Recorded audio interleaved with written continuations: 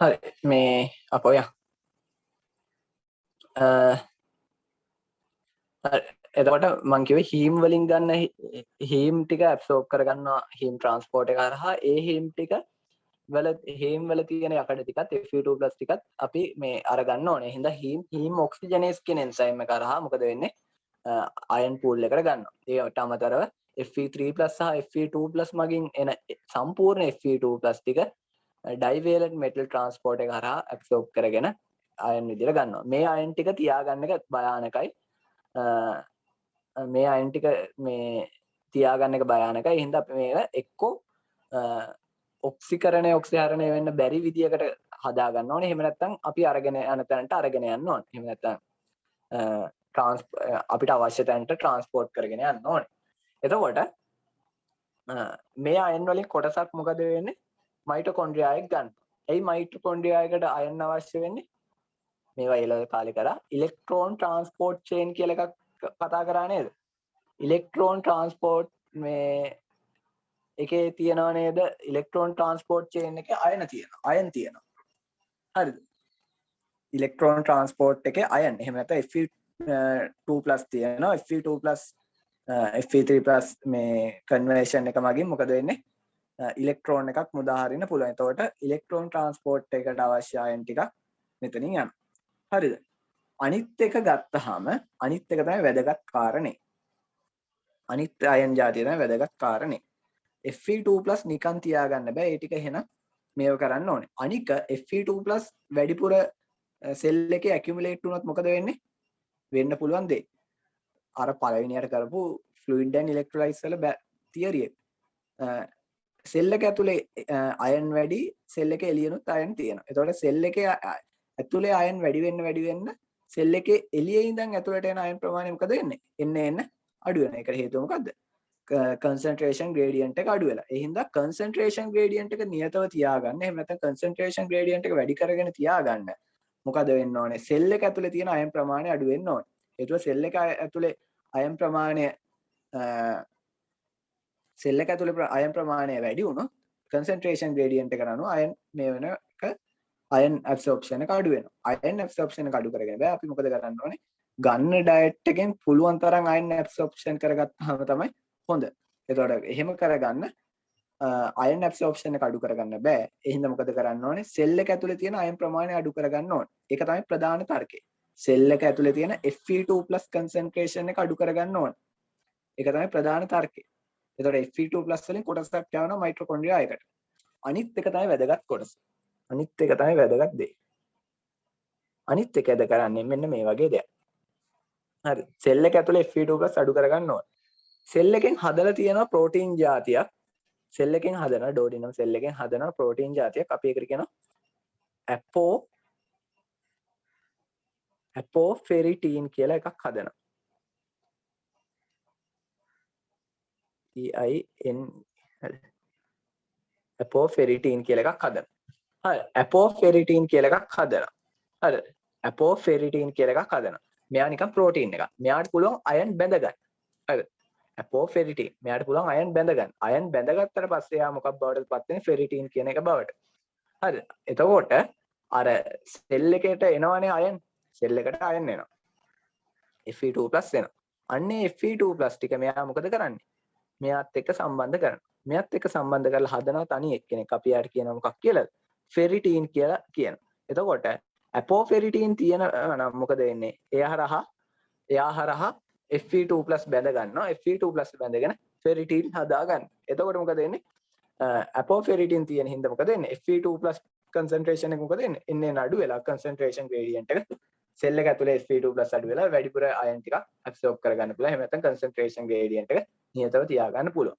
එතකොට මෙන්න මේ අපෝෆෙරිටීන් වලට Fe2+ සම්බන්ධ කරලා අපි හදාගන්න එකට කියනවා ෆෙරිටීන් කියලා කියනවා. ෆෙරිටීන් කියලා කියනවා. එතකොට මේ ෆෙරිටීන් කියන එක තමයි අර අයන් සංචිතයේ විදියට තියෙන්නේ. හරි. සෙල් එක ඇතුලේ අයන් සංචිතයේ විදියට තියෙන ෆෙරිටීන්. එතකොට අවශ්‍ය වෙලාවට මොකද වෙන්නේ? අවශ්‍ය වෙලාවට අපෝෆෙරිටීන් හදලා අපෝෆෙරිටීන් ටික Fe2+ එක සම්බන්ධ කරලා ෆෙරිටීන් හදාගන්න. එතකොට බැරි වෙලාවකත් අයන් ඇබ්සෝප්ෂන් එක නැත්තම් මොකද වෙන්න ඕනේ? අපෝෆෙරිටීන් හදන එක නවත්තන්න ඕනේ. අයන් ඇබ්සෝප්ෂන් එක නැත්තම් අපෝෆෙරිටින් හදන එක නවත්තන්න ඕනේ.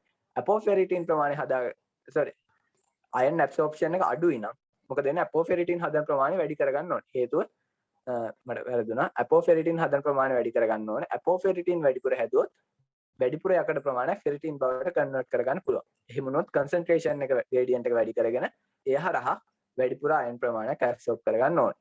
අයන් මේක ඕනවටත් වඩා වැඩිපුර තියනවා නම් මොකද කරන්න ඕනේ? අපෝෆෙරිටින් ප්‍රමාණය අඩු කරලා ෆෙරිටින් බවට කන්වර්ෂන් එක අඩු කරගන්න ඕනේ. එතකොට මොකද වෙන්නේ? අයන් ඇබ්සෝප්ෂන් එක කොටම අඩු වෙනවා. හරිනේ. ඒක තමයි මෙන්න මෙතන පෙන්නලා තියෙන්නේ.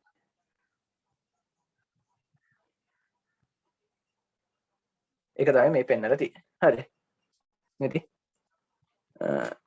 Fe2+ වලින් කොටසක් ෆෙරිටින් බවට පත් වෙනවා. ඉතුරු කොටස තමයි ට්‍රාන්ස්පෝර්ට් කරගෙන යන්නේ. ඉතුරු කොටස තමයි මොකද්ද කරන්නේ? ට්‍රාන්ස්පෝර්ට් කරගෙන යන්නේ. ඉතුරු කොටස තමයි ට්‍රාන්ස්පෝර්ට් කරගෙන යන්නේ.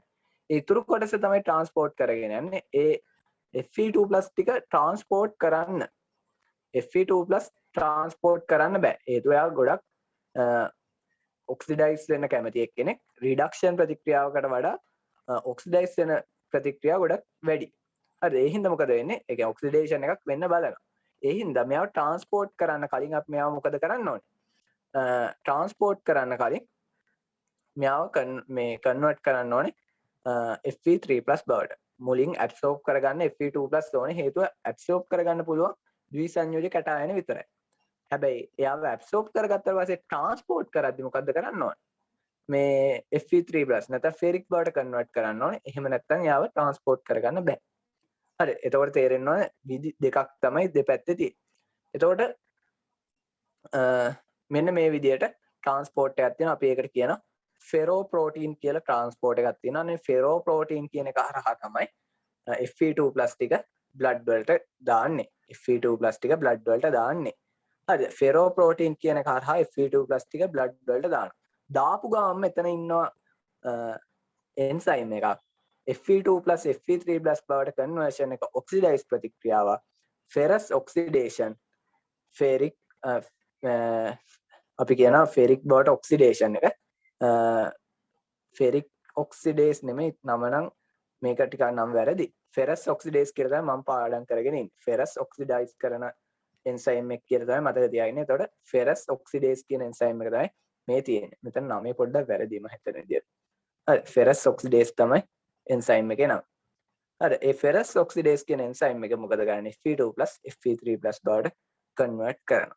Fe2+ Fe3+ බවට කන්වර්ට් කරත් එයා මොකක් හරි ඔක්සිකරණයක් හරි ඔක්සිහරණයක් වෙන්න පුළුවන් අයනයක්.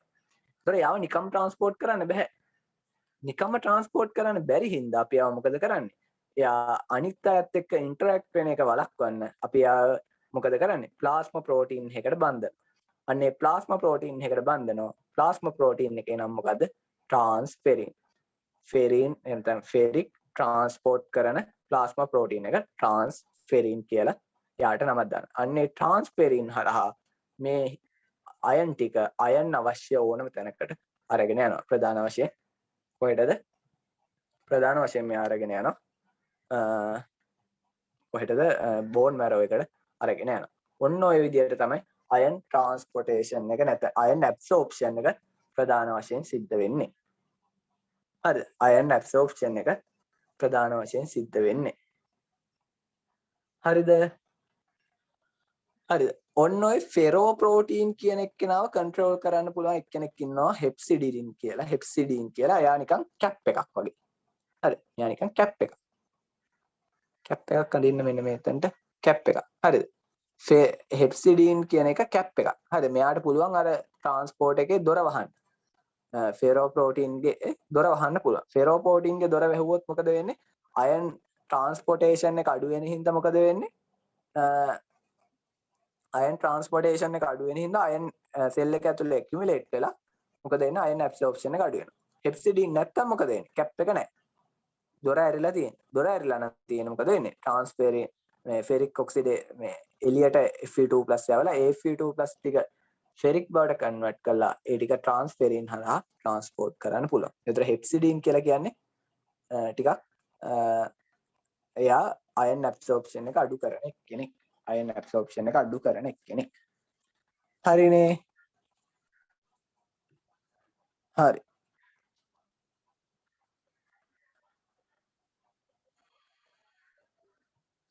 ඔය තව පොඩි පොඩි කරුණු තියෙනවා. ඔයාලට ඒවා පුවටම අවශ්‍ය නැහැ.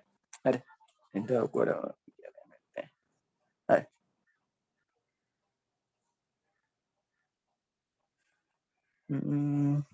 ඒ ටික තමයි ප්‍රධාන වශයෙන් තියෙනවා. හරි. හරි.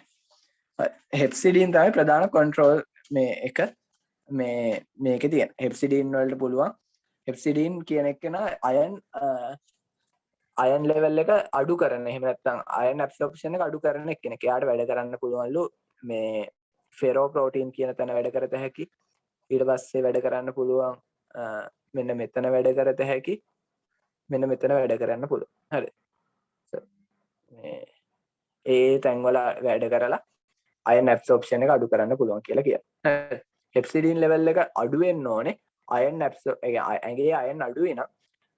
ඉනිබිට් කරලා හරියන්නේ නැහැනේ ඇබ්සෝබ් කරගන්න මෙකැනිසම්. ඒ හින්දා මොකද කරන්න ඕනේ? හෙප්සිඩීන් අඩු වෙන්න ඕනේ. ඇගේ අයන් අඩු වෙනවා හෙප්සිඩීන් අඩු. හරි. සරලයි. දැන් එතකොට අයන් ටික හදාගෙන ඉවරයි. දැන් මේ අයන් ටික අරගෙන යනවා කොහෙද? බෝන් මැරෝ එකට. බෝන් මැරෝ එකට අයන් ටික අරගෙන ගියා. බෝන් මැරෝ එකට අයන් ටික අරගෙන ගියාට පස්සේ මොකද කරන්නේ? ඒ අයන් ටික ඇබ්සෝබ් එහෙම නැත්නම් ඒ අයන් ටික මොකද කරන්න ඕනේ? බෝන් මැරෝ සෙල් එකට ඇබ්සෝබ් කරගන්න ඕනේ. හරි. ඒ ඇබ්සෝප්ෂන් මෙකැනිසම් එකකුත් තියෙනවා. බයෝ කෙමිස්ට්‍රි වලට ඔක් කරනවා. ඒ කියන්නේ කැම්පස් එකේ කරනවා.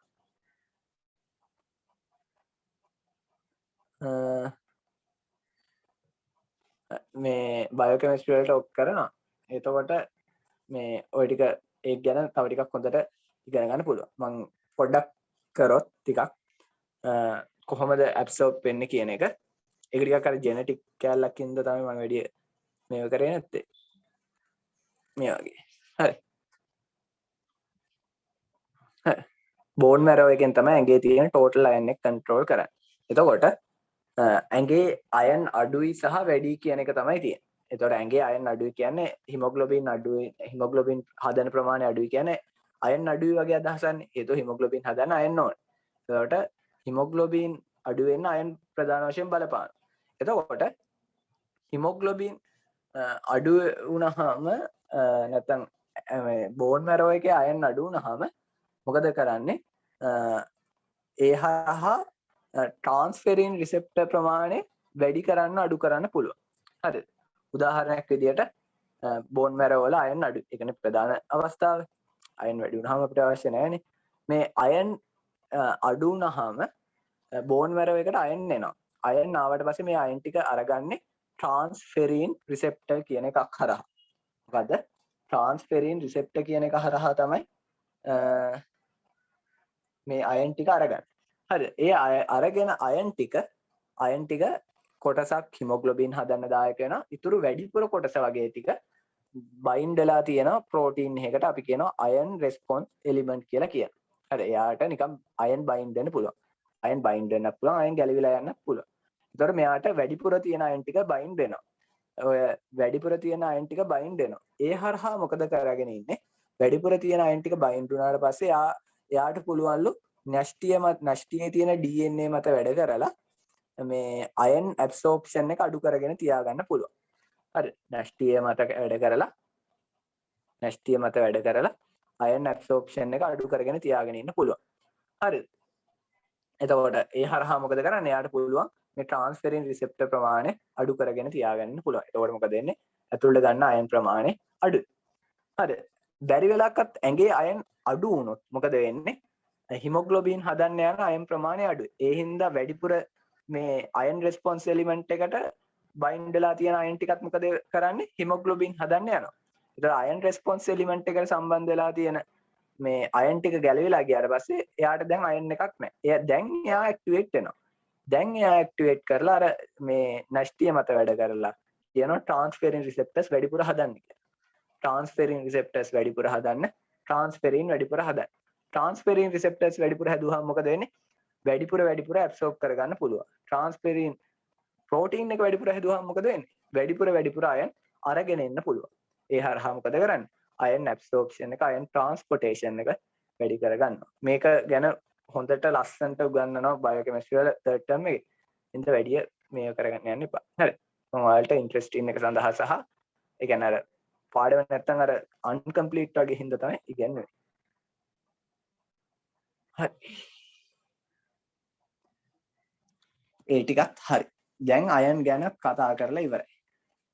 අයන් ගැන කතා කරලා ඉවරයි. ඒ ටික ගැන ඔක්කොම ටික ගැන ඩිස්කස් කරලා ඉවරයි. හරි. එතකොට අයන් ටික හරි. හරි. එතකොට ඒ අයන් වලින් මොකද වෙන්නේ? අයන් ටික පෝටෝෆෝෆයිරින් රින් එකත් එක්ක සම්බන්ධ වෙලා මොනවද හැදෙන්නේ? හිමොග්ලොබින්. ඊට පස්සේ හීම් හැදෙනවා. ඒ හීමින් ටික ග්ලෝබියලින් එක්ක සම්බන්ධ වෙලා හිමොග්ලොබින් හැදෙනවා. හරිද? ඒ හිමොග්ලොබින් ටික තමයි සාමාන්‍ය විදියට තියෙන්නේ. ඊට පස්සේ අපි යන් ආපහු නෝට් එකට.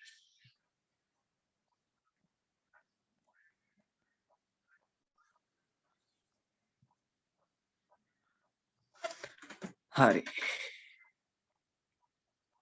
හරි මේ තියෙන්නේ RBC එක වෙන්න පුළුවන් අවුල්. හරි RBC එක ඩිස්ට්‍රක්ෂන් වෙන්න පුළුවන් විදි තමයි මේ ඩිස්ට්‍රක්ෂන් එක සහ RBC වල අවුලක් හින්දා මොකද්ද වෙන්නේ? අපි මේ ටික ගැන ඩිස්කස් කරා. RBC එකේ වෙන්න පුළුවන් අවුල් මොනවාද? සෙල් මෙම්බ්‍රේන් එකේ අවුල්. අපි කිව්වා සෙල් මෙම්බ්‍රේන් එකේ අවුලක් වුණොත් මොකද වෙන්නේ? අර සයිටෝස්කෙලිටන් ප්‍රෝටීන්ස් මියුටේෂන් එකක් හරි ඩෙෆිෂියන්සි එකක් හරි වුණොත් හෙරිඩිටරි ස්පෙරෝසයිටෝසිස් and හෙරිඩිටරි එලිප්සෝසයිටෝසිස් කියන ලෙඩ දෙක තියෙනවා. ඊට පස්සේ මොකද්ද? RBC එකේ ග්ලයිකොලිසිස් එකක් විතරයිනේ තියෙන්නේ. ඒ හින්දා අර ඒ පාත් එකේ මොන හරි අවුලක් වුණොත් මොකද වෙන්නේ? G6PD ඩෙෆිෂියන්සි එකක් වගේ එහෙම වුණාම අර මේ රියැක්ටිව් ඔක්සිජන් ස්පීසිස් හැදිලා ඒ හරහා මෙම්බ්‍රේන් එක RBC එක විනාශ වෙන්න පුළුවන්.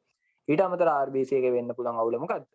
RBC එකේ හිමොග්ලොබින් ප්‍රමාණය හිමොග්ලොබින් ප්‍රොඩක්ෂන් එකේ අවුලක් යන්න පුළුවන්. එහෙම වුණත් RBC එක විනාශ වෙන්න බලනවා. ඒ හිමොග්ලොබින් වල අවුලක් යන ලෙඩ දෙක තමයි තැලසීමියා සහ සිකල් සෙල් ඩිසීස් කියලා කියන්නේ. ඒ දෙක ගැන පොඩ්ඩක් ඉස්සරහට කතා කරගෙන යමු. හරි. එතකොට මේ RBC එක විනාශ වෙන ක්‍රම ගැන තමයි තියෙන්නේ. අපි මේක ගැන මේ කොටසට අපි පස්සේ එමු. හරි. මේ කොටසට පස්සේ RBC එක විනාශ වෙන එක ගැන පස්සේ එමු. හරි. දැන් අපි යමු ඇනීමියා කියන කෑල්ලට. ඇනීමියා කියන කෑල්ලේ අද පළවෙනියට අයන් ඩෙෆිෂියන්සි ඇනීමියා ගැන තමයි ප්‍රධාන වශයෙන් අපි බලා ගන්න ඕනේ. හරි. අයන් ඩෙෆිෂියන්සි ඇනීමියා ගැන තමයි ප්‍රධාන වශයෙන් ඩිස්කස් කරගන්න ඕනේ. හරි. අයන් ඩෙෆිෂියන්සි ඇනීමියා ගැන තමයි ප්‍රධාන වශයෙන් ඩිස්කස් කරගන්න ඕනේ. හරි. ඇනීමියා නමේ තේරුම මොකද්ද?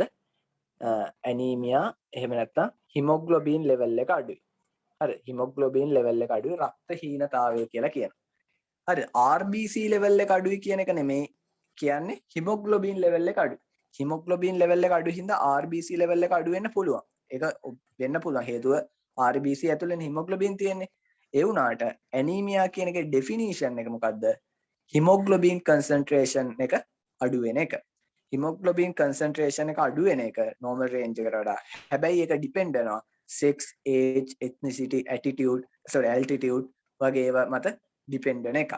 හේතුව sex, age, ethnicity, altitude මත මොකද වෙන්නේ? තියෙන්න ඕන HB concentration එක එක එක අයට වෙනස් වගයන් තමයි තියෙන්නේ. එතකොට අපි කිව්වොත් මෙන්න මේ cut off එකට වඩා අඩු එක තමයි ඇනීමියා කියලා.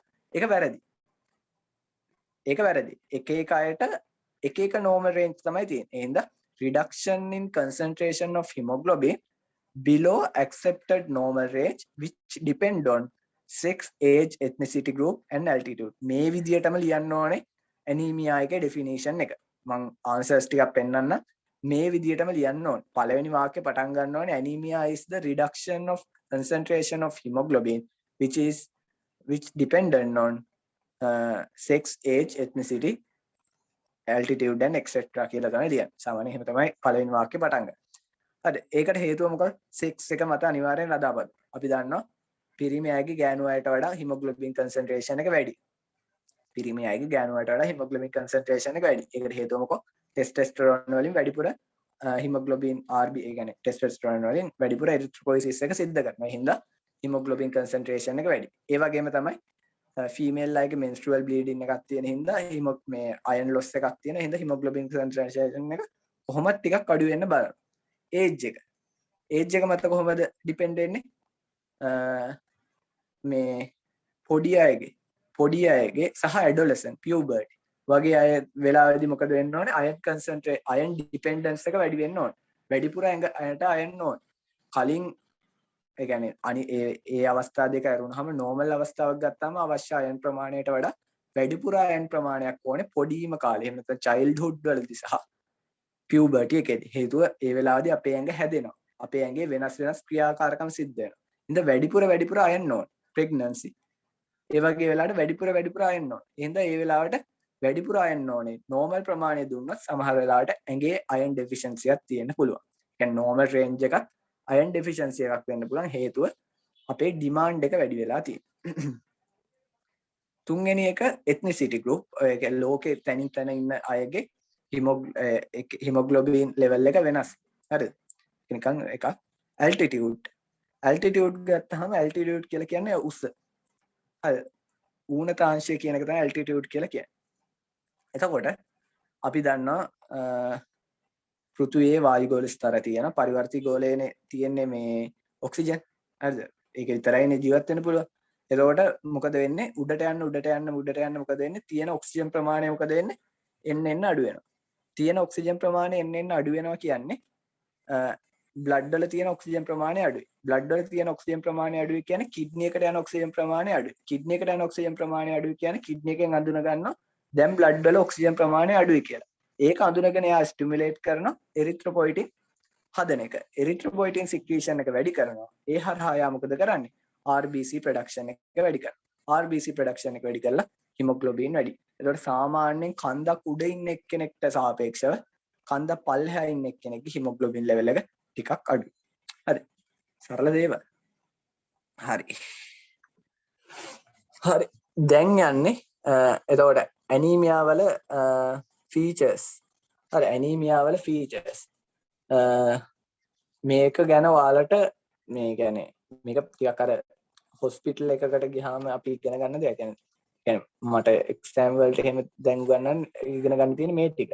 එතකොට මේ ටික ඔයාලට ෆස්ට් ඉයර් එකට නැහැ. හරි ඒත් මං බේසික් නොලෙජ් එකක් දෙන්න. හරි.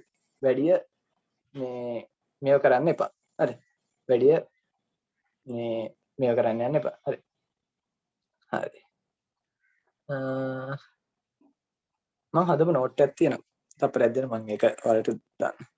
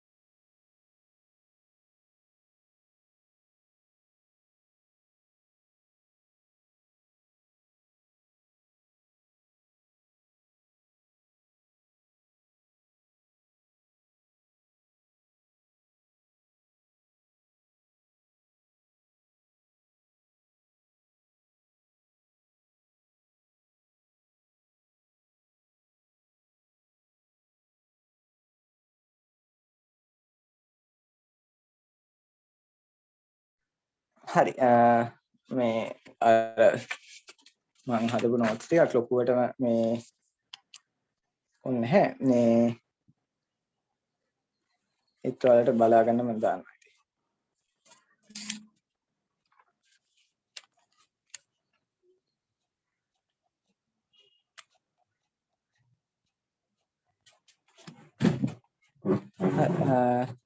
ඒ ටික පොඩ්ඩක් බලා ගන්න කලින් එතකොට අපි හිත තියෙන දැන් ඇනීමියා ගැන කතා කරන්න. එතකොට ඔයාලා සමහර වෙලාවට දැකලා ඇති ඇනීමියා තියෙන කට්ටිය.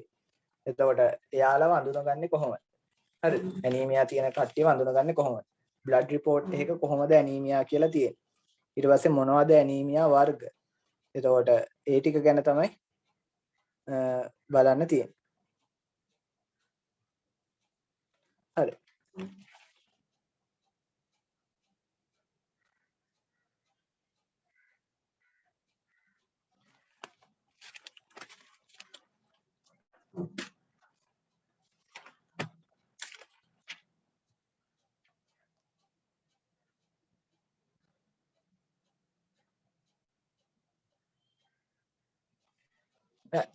මේක බලාගෙන.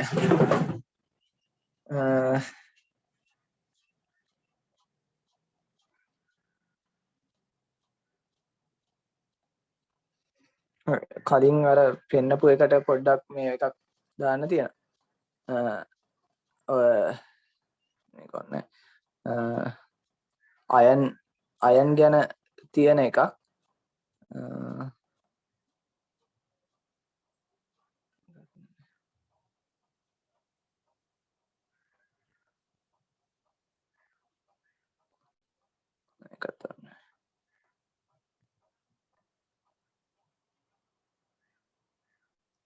මේ තියෙන අයන් ගැන හදපු එක. ඒතකොට මේකේ තියෙනවා මේක ඉතින් අර ෆස්ට් ඉයර් කැලේ ඉඳන් මම පොඩි නෝට් එකක් ඇදුවේ මේ. එතකොට ඒකේ උඩ ඔය මන් දාලා තියෙන්නේ මේ ඔය ටෝටල් අයන් මේ ටෝටල් අයන් එක කොහොමද වෙනස් වෙන්නේ කියලා. එතකොට ඉන්ටේක් එක සමාන වෙන්න ඕන අවුට්පුට් එකට. එතකොට ඉන්ටේක් එක ගත්තාම ඔය මීට් ෆිෂ් මේ මොනවාද මේවා grains pulses dark green leaves ඒ වලින් තමයි අයන් වැඩිපුර එන්නේ.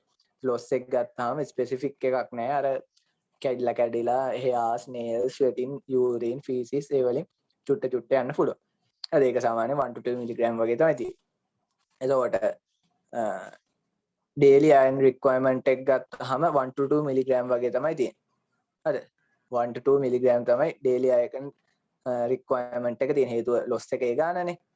ඊට පස්සේ මේ අයන් වල වැදගත්කම හිමොග්ලොබින් හදන්න සහ ඔය තව ෆන්ක්ෂන්ස් කීපයක් තියෙනවා. එතකොට ඒ හින්දා තමයි අර මයිටොකොන්ඩ්‍රියා එකට ගන්න සයිටෝක්‍රෝම් ඔක්සිඩේස් කියන එක තමයි ඉලෙක්ට්‍රෝන ට්‍රාන්ස්පෝර්ට් චේන් එකේ තියෙන්නේ. එතකොට යාව හදන්න ඊට පස්සේ සමහර එන්සයිම් හදන්න ඒවට වැදගත් වෙනවා. එතකොට ඒ අයන් ටික අරගෙන මොකද කරන්නේ ඩෝඩිනම් එකෙන් තමයි ගන්න. ඩෝඩිනම් එකෙන් අරගන්නේ මොකෙන්ද Fe2+ Fe3+ බවට කන්වර්ට් කරන ෆෙරික් රිඩක්ටේස් එකේ.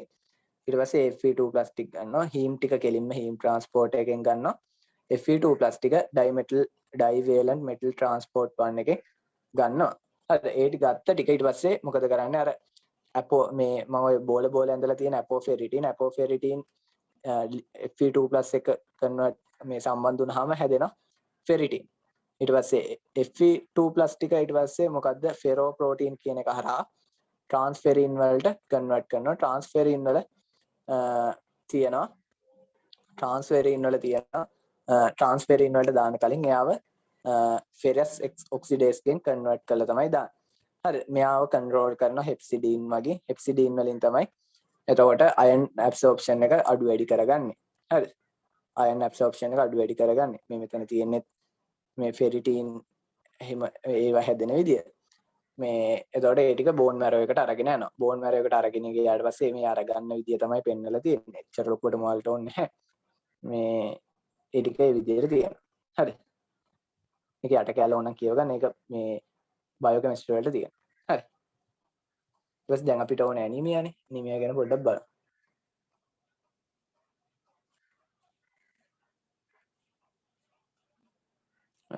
මේක ඇල්ලත් ලොකුවටම අවශ්‍ය නැහැ. හරිද?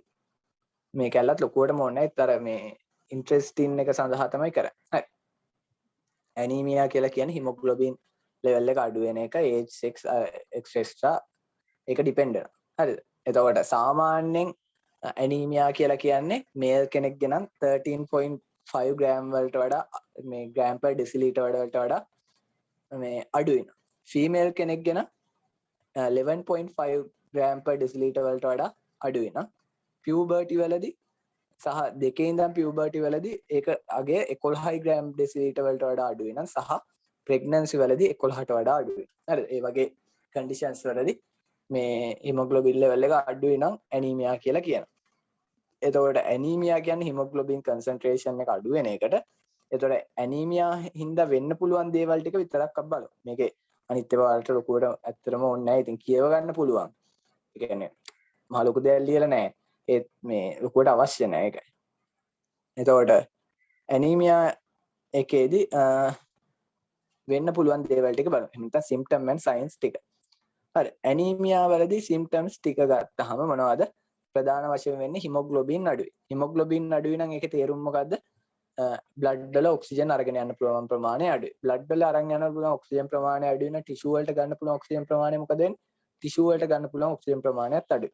ඒ කියන්නේ ටිෂු වල හයිපොක්සික් කන්ඩිෂන් එකක් තියෙනවා. එහෙම නැත්නම් ටිෂු වල හයිපොක්සියා එකක් තියෙනවා. ඔක්සිජන් ලෙවල් එක අඩුයි.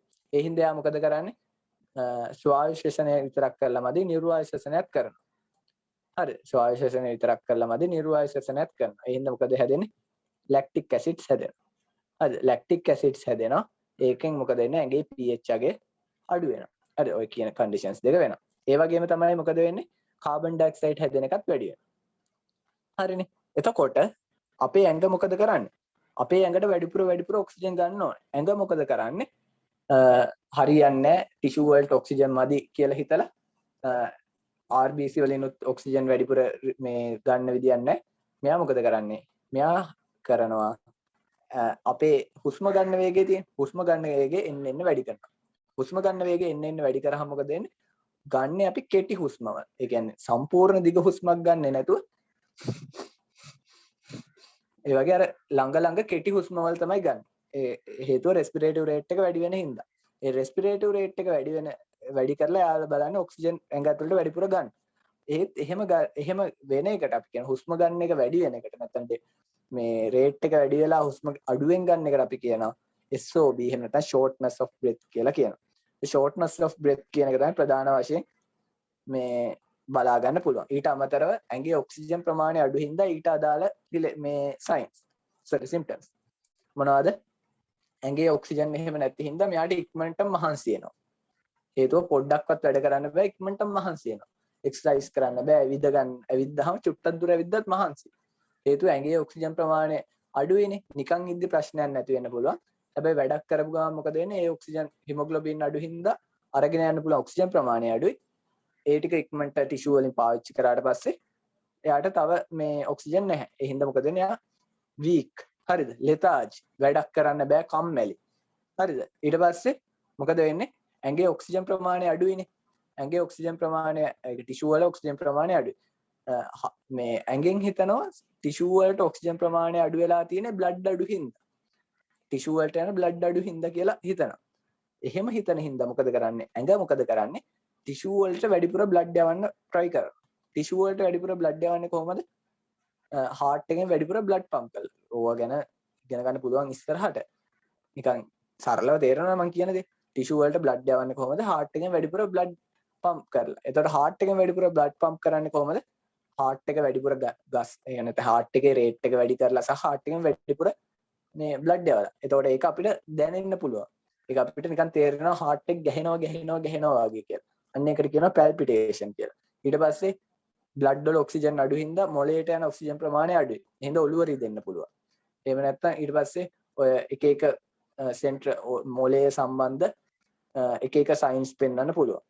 හරි කන්ෆියුෂන් ඒ වගේ ඒවා තියෙන්න පුළුවන්. ඊට පස්සේ heart attack වගේ තේරෙන්න පුළුවන්. heart attack නෙමෙයි.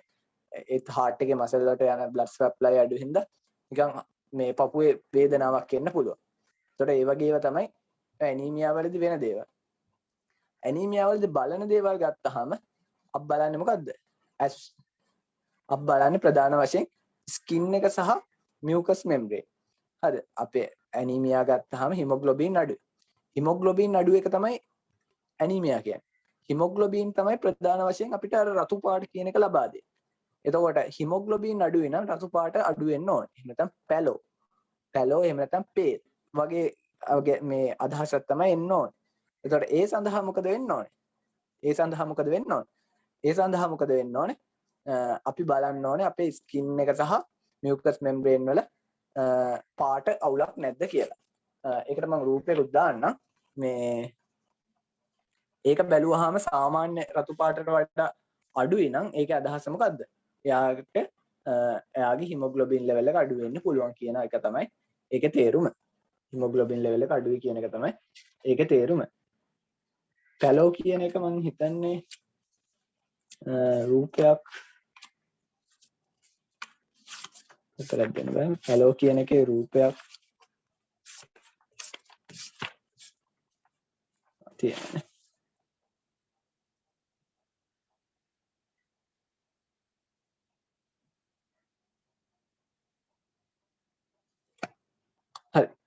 පැලෝ කියන්නේ එතකොට ඇඟේ පාට අඩුයි. රතු අපේ සාමාන්‍ය තියෙන පාට අඩුයි. ඒක බලන්නේ අපි මෙන්න මෙහෙම.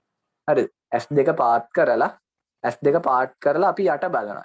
යට ඒ කියන්නේ කන්ජන්ටයිවා එක බලනවා. කන්ජන්ටයිවා එක කියන්නේ ඇහි පිල්ලම පාත් කරාම අර යට තියෙන එක. ඇහි සුදු පාට බබා නෙමෙයි. බෝලේ නෙමෙයි. ඇහි පිල්ලම යට. ඒක බැලුවාම නෝමල් ලයිට වඩා මොකද වෙන්නේ? පාට අඩුයි. එතකොට මේ ඒකට අපි කියනවා පැලෝ කියලා කියනවා. හරිද? අත් එහෙම බැලුවාම අත් එහෙම නිකන් රතු අපේ අත් එහෙම බැලුවාම පේනවා ටිකක් රතු පාට වගේ එකක් තියෙනවා. මෙයාලගේ අත් එහෙම බැලුවම සුදු පාට. සුදු මැලි වෙලා සුදු පාට. ඒකට හේතුව අර හිමොග්ලොබින් නැති හින්දා අර නෝමල් රතු පාට නැහැ. හරිද? ඒ වගේ එකක් තමයි තියෙන්නේ. හරි. ඕක තමයි ඇනීමියා වලදී වෙන්නේ. හරි. ඇනීමියා වලදී ලක්ෂණ. තව ඉතින් ගොඩාක් තියෙනවා. ඔයාලට ඒවා අත්‍යවශ්‍ය නැහැ. හරි. හරි. අපි ඊට පස්සේ යන් මේවට පාඩමට යන්න. ඒ ටික පොඩ්ඩක් ඔන්න නෝට් එකක් හදාගන්න. ඒත් ලොකුවටම අවශ්‍ය නැහැ. අර ඒ වගේ ඒවා දැනගත්තාම වැදගත්කම තමයි අර ඔයාලගේ කාට හරි එහෙම එකක් තියෙනවාද? එහෙම නැත්නම් ඔයාලා ඒ වගේ එක්කෙනෙක්ව දැක්කවහම ඔයාලට අර ෆිසියොලොජි එකත් එක්ක මතක් කරගන්න පුළුවන්. ගෙදර ගෙවල් පැත්තේ ළඟ කාට හරි ආච්චිලා සීයලට එහෙම ගොඩක් වෙලා තියෙන පුළුවන් වකුගඩු අමාරු තියෙන අයට. හේතුව එරිත්‍රොපොයිටින් වකුගඩු වලින් එරිත්‍රොපොයිටින් හදන්නේ. එරිත්‍රොපොයිටින් නැති වුනහම මොකද වෙන්නේ? ඇනීමියා එකක් එන්න පුළුවන්. ඇනීමියා එන්න පුළුවන් ඒව ටිකක් බලමු දැන්. එතකොට එහෙම වුණාම මොකද වෙන්නේ? මේ එයාලගේ මේ ලක්ෂණ තියෙන්න පුළුවන්. එතකොට ඒ වගේ එකක් තියෙනවා නම් බලන්න. එයාලට වැඩ කරද්දි මහන්සියද, පපුව ගැහෙනවා වගේ තේරෙනවද, පපුව ගැහෙන වේගය වැඩිද, ඊට පස්සේ ඇස් යට අත් එහෙම සුදු මැලි වෙලාද, මේ ඊට පස්සේ හුස්ම ගන්න අමාරුයි වගේද, ඉක්මනට මහන්සියද, කම්මැලිද, අර ඔළුව රිදෙනවද, ඒ වගේ තියෙන මේ සිහි කල්පනාව මදි වගේද, ඒ වගේ ටික කල්පනා කරලා බලලා ගන්න පුළුවන්. හරි. ඒ ටික කල්පනා කරලා බලලා ගන්න පුළුවන්. ඊට පස්සේ ඔයාලට බ්ලඩ් ටෙස්ට් එකකින් ඒක හරියටම කියන්න පුළුවන් මෙයාට ඇනීමියා තියෙනවද නැද්ද කියන එක ගැන. හරි. දැන් අපි බලමු ඇනීමියා ගැන. ඇනීමියා ගත්තාම ඇනීමියා එන්න පුළුවන් විදි මොනවද තියෙන්නේ? හරි. ඇනීමියා එන්න පුළුවන් විදි මොනවද තියෙන්නේ? ප්‍රධාන විදි දෙකක් තමයි තියෙන්නේ. මේක ගැන වැඩි හිතන්න එපා. ප්‍රධාන විදි දෙකක් ගැන තමයි තියෙන්නේ. එකක් මොකද්ද? ඇනීමියා කියලා කියන්නේ normal හිමොග්ලොබින් කන්සන්ට්‍රේෂන් එකට වඩා හිමොග්ලොබින් ප්‍රමාණය අඩු වෙන එක. ඒ කියන්නේ හිමොග්ලොබින් ප්‍රමාණය අඩු වෙන එක. ඒක වෙන්න පුළුවන් ප්‍රධාන හේතු දෙකයි තියෙන්නේ. හරි. මේවා මෙඩිසින් නෙවෙයි, මේවා නිකන් තර්ක. මොනවද? එක්කෝ ඇඟේ තියෙන හිමොග්ලොබින් ප්‍රමාණය අඩු වෙන්න ඕනේ. එහෙම නැත්නම් ඇඟට අවශ්‍ය හිමොග්ලොබින් ප්‍රමාණය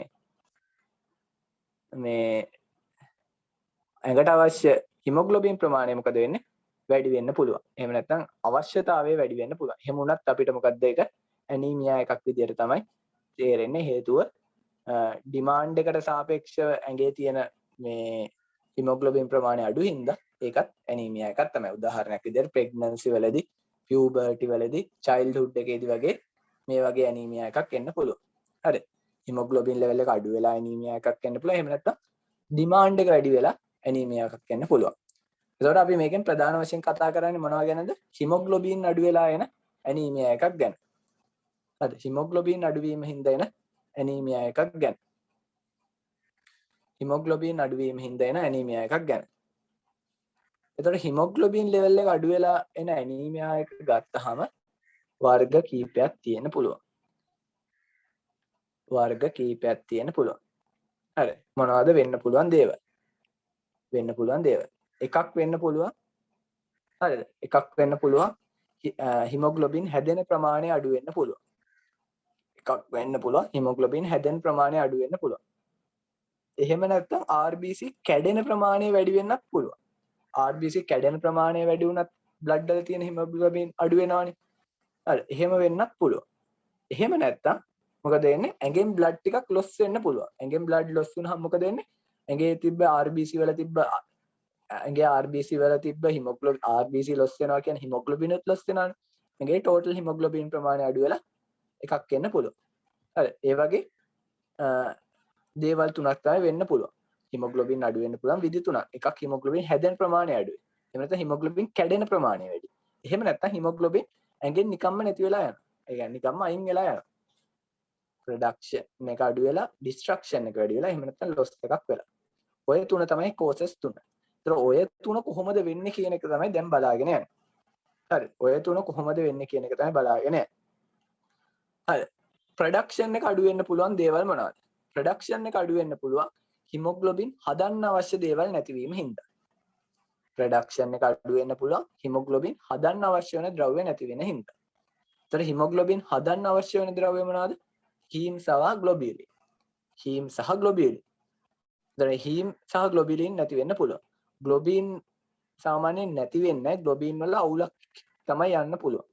ඒවා තමයි මේ සිකල් සෙල් ඇනීමියා සහ මේ තැලසීමියා කියලා කියන්නේ. හරි. ග්ලොබින් වල අවුලක් තමයි යන්න පුළුවන්. ඒවා සිකල් සෙල් ඇනීමියා සහ මොනවාද? තැලසීමියා. හරි. අනිත් එක හීම්. හීම් එක හැදිලා තියෙන්නේ කොහොමද? කෑලි දෙකකින්.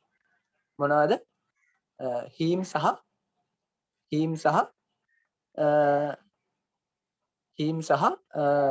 පෝටෝෆෝෆයිරින් රින් එකේ.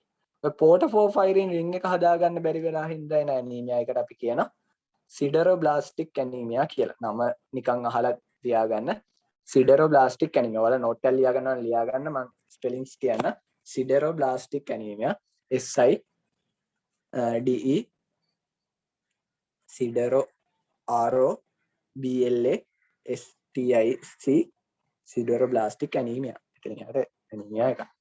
සිඩරෝබ්ලාස්ටික් ඇනීමියා කියලා කියන්නේ පෝටෝෆෝෆයිරින් රින් එක හදාගන්න බැරි වෙලා හින්දා එන ඇනීමියා එක. ඒතකොට පෝටෝෆෝෆයිරින් රින් එක හදන්න අවශ්‍ය මොනවද කියන එක අයිති වෙන්නේ එතනට. ඒව ගැන වැඩි හිතන්න එපා. හරි. ලෙඩ් පොයිසනින් කැමති නම් ලියා ගන්න. ලෙඩ් ඩෙෆිෂියන්සි ලෙඩ් පොයිසනින් එහෙම අයිති වෙන්නේ ඒකට. හරි. නිකන් කැමති නම් ලියා ගන්න. සින්ක් එතනට තමයි අයිති. හරි. ඊට පස්සේ හීම් එක යකඩ නැති වෙන්න පුළුවන්. යකඩ නැති වෙලා එන එක. එතකොට හිමොග්ලොබින් හදාගන්න බැරි වීම ඒ හිමොග්ලොබින් හදාගන්න අවශ්‍ය ද්‍රව්‍ය නැතිවීම හින්දා එන ඇනීමියා එකක්. එතකොට අපි අන්න ඒ වගේ ඇනීමියා එකකට කියනවා මොනවා කියලාද? නියුට්‍රිෂනල් ඇනීමියා කියලා. නියුට්‍රිෂනල් ඇනීමියා. එහෙම නැත්නම් නියුට්‍රිෂනල් ඩෙෆිෂියන්සි රිලේටඩ් ඇනීමියා. එතකොට හිමොග්ලොබින් සින්තසිස් එකට අවශ්‍ය දේවල් නැතිවීම හින්දා වෙන ඇනීමියා එක. එතකොට ප්‍රධාන වශයෙන් හිමොග්ලොබින් සින්තසිස් එකට අවශ්‍ය අයන්. හරි. අයන් නැතිවීම හින්දා එන ඇනීමියා එක අපි මේ කොටට තමයි දාන්නේ. හරි. අයන් නැතිවීම හින්දා එන ඇනීමියා එක මේ කොටට තමයි දාන්නේ. ඊට අමතරව විටමින් B12 ෆෝලික් ඇසිඩ් එකත් නියුට්‍රිෂනල් එකට දාන්න පුළුවන් හේතුව ඒ දෙකත් නියුට්‍රිෂනල් පාර්ට් එකක් හින්දා. හරි. එතකොට අයන් නැතිවීම හින්දා ඇනීමියා එකක් එන්න පුළුවන්. නියුට්‍රිෂනල් ඇනීමියා එකක් එන්න පුළුවන්. අයන්, විටමින් B12, ෆෝලික් ඇසිඩ් අවශ්‍ය ඕන දෙයක් නැතිවීම හින්දා එන ඇනීමියා එක. සින්ක්, කොබෝල්ට්, කොපර්, ලෙඩ් පොයිසනින් ඕන එකක් ගන්න පුළුවන්. හරි. ඒක නියුට්‍රිෂනල් රිලේටඩ් ඇනීමියා එක. එහෙම නැත්නම් මොකද වෙන්න ඕනේ ප්‍රොඩක්ෂන් එක අඩු වෙන්න? හැදෙන තැන. එහෙම නැත්නම් හැදෙන්නේ නැති වෙන්න පුළුවන්. ඒ කියන්නේ නියුට්‍රිෂනල් අරවා මේ ඔක්කොම හොඳට තිබිලා හැදෙන්නේ නැහැ. හරියට නිකන් හිතන්න බෝන් මැරෝ ඩිසීස් එකක්. හරි. බෝන් මැරෝ ඩිසීස් එක. එහෙම නැත්නම් බෝන් මැරේ මොකක් හරි අවුලක් හින්දා RBC හදන්න බෑ. ඒ වගේ එකක් හින්දා එන ඇනීමියා එක. එතකොට ප්‍රොඩක්ෂන් එක අඩු වෙලා හින්දා එන ඇනීමියා එකක්. අනිත් ඒවා ඔක්කොම හොඳට තියෙනවා. ඒත් හදාගන්න විදියක් නැහැ. හදාගන්න බෑ. හරිද? හදාගන්න බෑ. හදාගන්න බෑ කියන්නේ growth factor අරම මේ ඔක්කොම තිබිලත් හදාගන්න බෑ. ඒකට හේතුව bone marrow එකේ මොකක් හරි ප්‍රශ්නයක්. අන්න ඒ වගේ ඒවට අපි කියනවා නම එක ඇනීමියා එකක් කියන්න ලියා ගන්න aplastic anemia. අනිත් ඒවා ඕනේ නැහැ. aplastic anemia. bone marrow එකේ මොකක් හරි අවුලක් හින්දා හරි bone marrow එක නැති වෙලා හරි bone marrow එක destruction වෙන්න පුළුවන් bone marrow fibrosis ඒ වගේ එක ලෙඩ තියෙන්න පුළුවන්. ඒ වගේ එකක් හින්දා මොකද වෙන්න ඕනේ bone marrow එකෙන් RBC හදන එක අඩු වෙනවා. bone marrow එකෙන් RBC එක හදන එක නැත්නම් hemoglobin හදන එක අඩු වුණාම මොකද වෙන්නේ? anemia එකක් එනවා. එතකොට ඒක bone marrow එක නැතිවීම හින්දා නැත්නම් erythroid tissues නැති වෙන හින්දා එන anemia එකක්. ඒකට උදාහරණයක් තමයි aplastic anemia කියලා කියන්නේ. aplastic APLASTIC aplastic anemia කියලා කියන්නේ.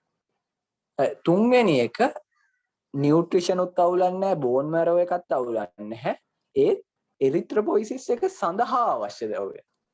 ඒ එරිත්‍රොපොයිසිස් එක ඒ කියන්නේ නියුට්‍රිෂනල් අවුලක් නැහැ. ඒ කියන්නේ හීම් හදන්න ඔක්කොම හිමොග්ලොබින් හදන්න ඕන ඒවා හැම එකක්ම ගානට තියෙනවා. බෝන් මැරෝ එකත් කිසි අවුලක් නැතුව වැඩ කරනවා. ඒ වුණාට එරිත්‍රොපොයිසිස් එක ස්ටිමියුලේෂන් එක සඳහා අවශ්‍ය growth factors නැහැ. එහෙම නැත්නම් growth factor related erythropoiesis related growth factors නැහැ. ප්‍රධාන වශයෙන් erythropoietin නැහැ. erythropoietin නැති එක ගැන තමයි කියන්නේ.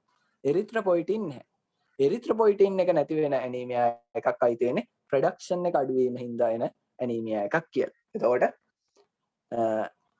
ඔය production එක අඩු erythropoietin production එක අඩු වෙන්න පුළුවන් erythropoietin නැතුණාම හේතුව erythropoietin තමයි erythropoiesis එකේ ප්‍රධාන growth factor එක. එතකොට erythropoietin නැති වෙලා හින්දා එන anemia එක production එක අඩු වෙලා හින්දා එන anemia එක. මේක වෙන්න පුළුවන් erythropoietin අඩු වෙන්න පුළුවන්.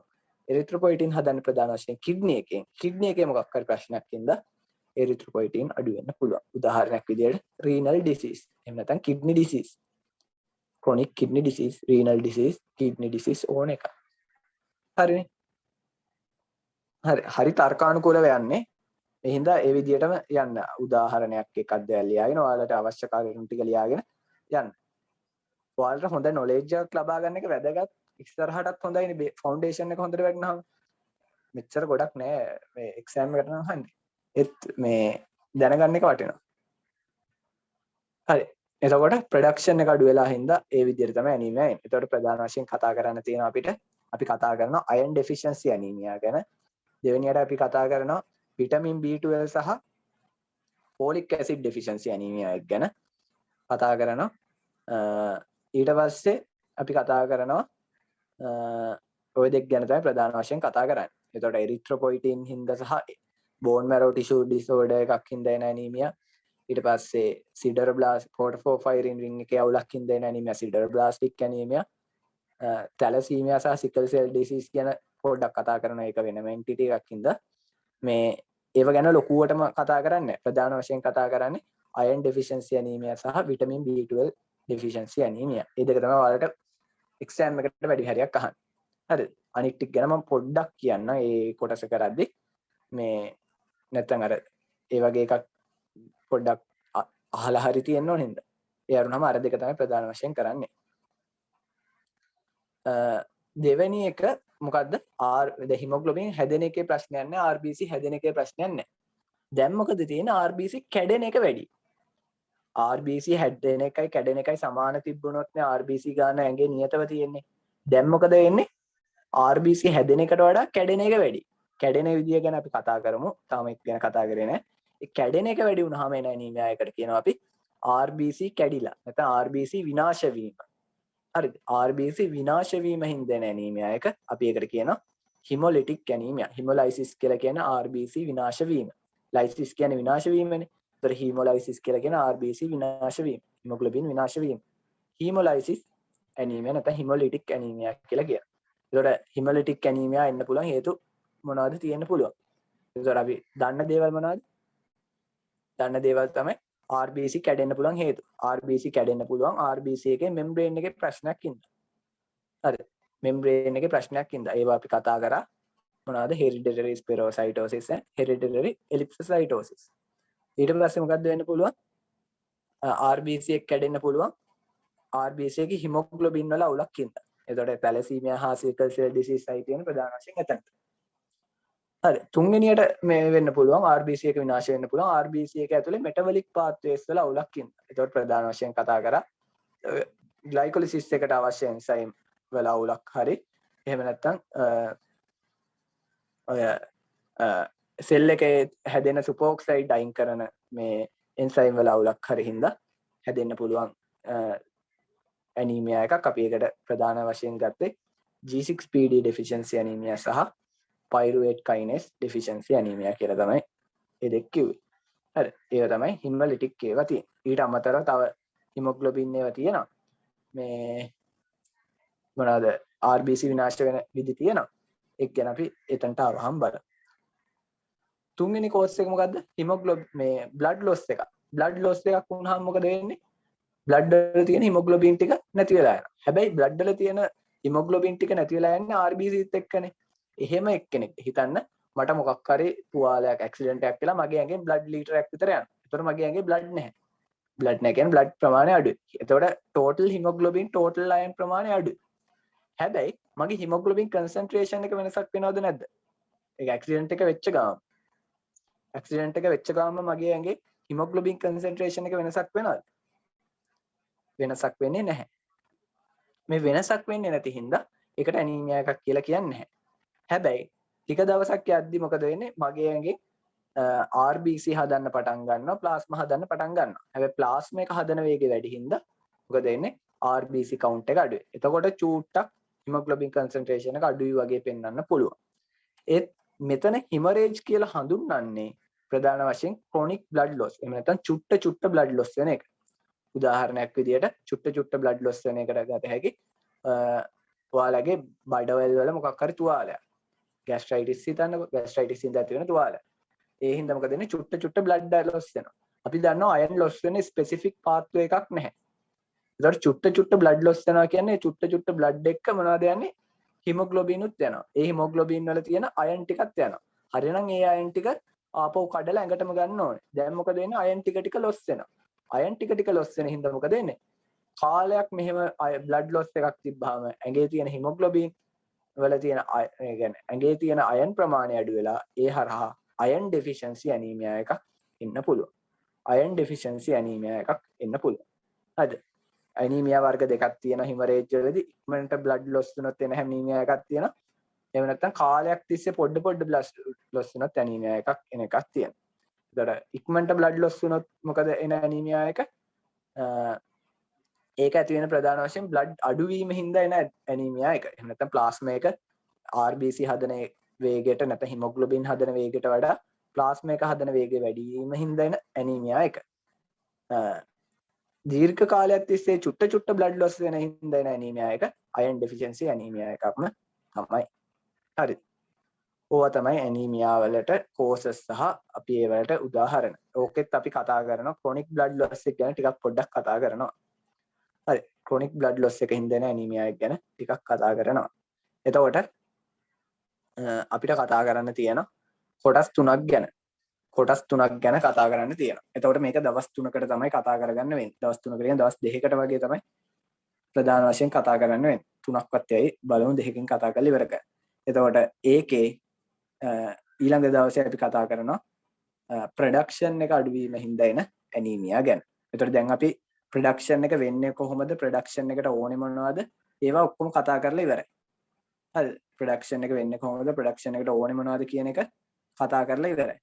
ඊට පස්සේ ඒ ටික ගැන තමයි ඩිස්කස් කරන්න තියෙන්නේ. හරි. තව පොඩි කරුණු ටිකක් තියෙනවා. ඒ ටිකත් මම මෙතනටම එක්ස්ප්ලেইন කරන්නම්. ඒ තමයි hemoglobin අඩුවීම හින්දා තමයි anemia එන්නේ. ඒතර hemoglobin අඩුවීම හින්දා RBC එකේ size එක සහ color එක වෙනස් වෙන්න පුළුවන්. hemoglobin අඩුවීම හින්දා RBC එකේ color එක සහ size එක වෙනස් වෙන්න පුළුවන්. එතකොට RBC එකේ size එක සහ color එක වෙනස් වීම මත අපිට මේක වර්ග කීපයකට කඩන්න පුළුවන්. ඒ කියන්නේ ප්‍රධාන කොටස් තුනකට අපිට කඩන්න පුළුවන්. තුනකට අපිට කඩන්න පුළුවන්. මම ඒක එකක් පෙන්නන්න.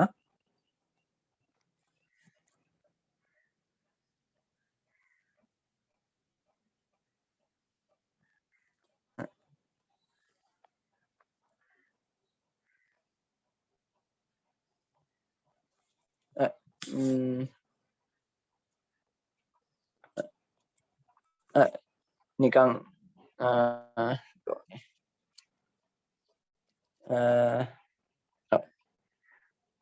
මෙහෙම ගමුකෝ. RBC එකේ කලර් එක සහ සයිස් එක වෙනස් වෙන්න පුළුවන්. RBC එකක් ගත්තාම RBC එක සයිසස් කීපයක් තියෙන පුළුවන්. එකක් RBC එක normal size එකට තියෙන පුළුවන්. නැත්නම් RBC size එක අඩු වෙලා තියෙන පුළුවන්. මේ වගේ එකක් තියෙන පුළුවන්. ඒක අඩු වෙලා තියෙන පුළුවන්. එහෙම නැත්නම් RBC එකේ size එකට වඩා ගොඩක් ලොකු වෙන්න පුළුවන්. හරි. අවස්ථා තුනයිනේ තියෙන sizes ගත්තාම normal RBC normal RBC එකට වඩා අඩුයි, normal RBC එකට වඩා ලොකුයි. එතකොට size එක අඩුයි. size එක වැඩි, size එක සමානයි. හරිද? ඒකට අපි දැන් නමකින් මොකක් හරි කියන්න ඕනේ. size එක සමානයි. size එක සමානයි කියන්නේ normal size. ඒ හින්දා අපි කියන normocytic. normal size. normocytic. එහෙනම් size එක අඩුයි නම් මොකද්ද? size එක අඩුයි කියන එකේ අදහස කියන්නේ micro කියන එකනේ. එතකොට මේක microcytic. size එක අඩුයි. එතන microcytic. size එක වැඩි නම් එහෙනම් size එක වැඩි කියන්නේ macro නැත්නම් ලොකුයි. එතකොට size එක වැඩි කියන්නේ macrocytic. හරිද? macrocytic. එතකොට normocytic, microcytic, macrocytic. macrocytic කියලා කියන්නේ cell එක ලොකුයි. normocytic කියන්නේ normal cell එක size එක. microcytic කියන්නේ normal cell size එකට වඩා අඩුයි. හරි.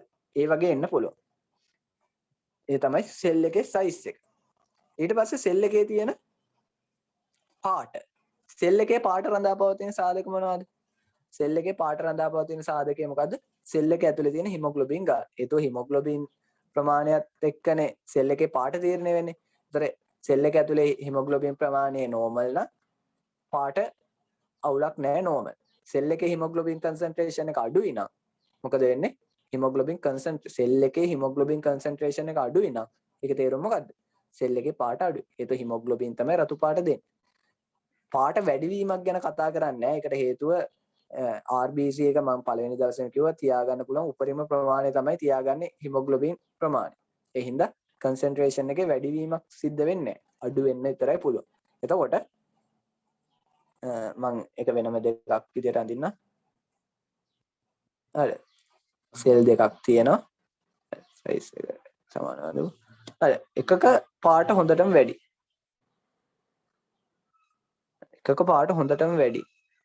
හරි. ඒ කියන්නේ normal පාට හොඳටම වැඩි කියන්නේ normal පාට. අනිත් එකේ පාට ගත්තාම ඒකේ ලොකුවට පාටක් නැහැ. රතු පාට අඩුයි. රතු පාට අඩු සහ රතු පාට වැඩි. එහෙම නැත්නම් normal පාට සහ පාට අඩු. එතකොට පාටට මොකක්ද කියන්නේ? chrome. chrome කියලා කියන්නේ පාට. එතකොට chromic කියලා කියන්නේ පාටට. chrome කියලා කියන්නේ පාට. එතකොට normal පාටට කියනවා normochromic. normal පාට normochromic. එහෙනම් පාට අඩුයි නම් මොකද කියන්නේ? hypochromic. පාට අඩුයි නම් hypochromic. පාට අඩුයි hypochromic. එතකොට පාට සහ සයිස් එක මත අපිට මේ ඇනීමියා ඔක්කොම වර්ග කීපයකට කඩන්න පුළුවන්. එතකොට මොනවද වෙන්න පුළුවන් අවස්ථා කීයක් තියෙන්නේ? normocytic normochromic anemia එන්න පුළුවන්. එහෙම නැත්නම් normochromic anemia තියෙන්න පුළුවන්. එහෙම නැත්නම් normochromic microcytic anemia තියෙන්න පුළුවන්. එහෙම නැත්නම් normochromic macrocytic anemia තියෙන්න පුළුවන්. එහෙම නැත්නම් මොනවද තියෙන්න පුළුවන්? hypochromic normocytic anemia තියෙන්න පුළුවන්. එහෙම නැත්නම් hypochromic microcytic anemia තියෙන්න පුළුවන්. එහෙම නැත්නම් hypochromic macrocytic anemia තියෙන්න පුළුවන්. ඒ වගේ අවස්ථා හයක් නේ තියෙන්නේ. අවස්ථා හයක් තමයි තියෙන්නේ. ඒකෙන් අපි කතා කරන්නේ ප්‍රධාන අවස්ථා තුනයි. හරි. ප්‍රධාන අවස්ථා තුනක් ගැන තමයි කතා කරන්නේ. macrocytic එකේ hypochromic normochromic ගැන කතා කරන්නේ නැහැ. ඒ හින්දා එතකොට අවස්ථා දෙකක් අඩු වෙනවා.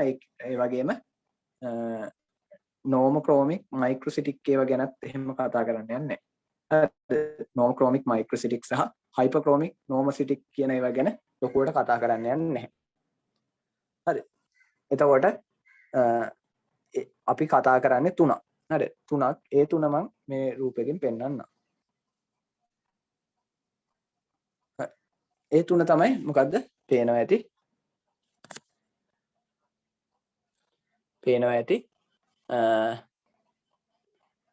මයික්‍රොසිටික් හයිපර්ක්‍රොමික්.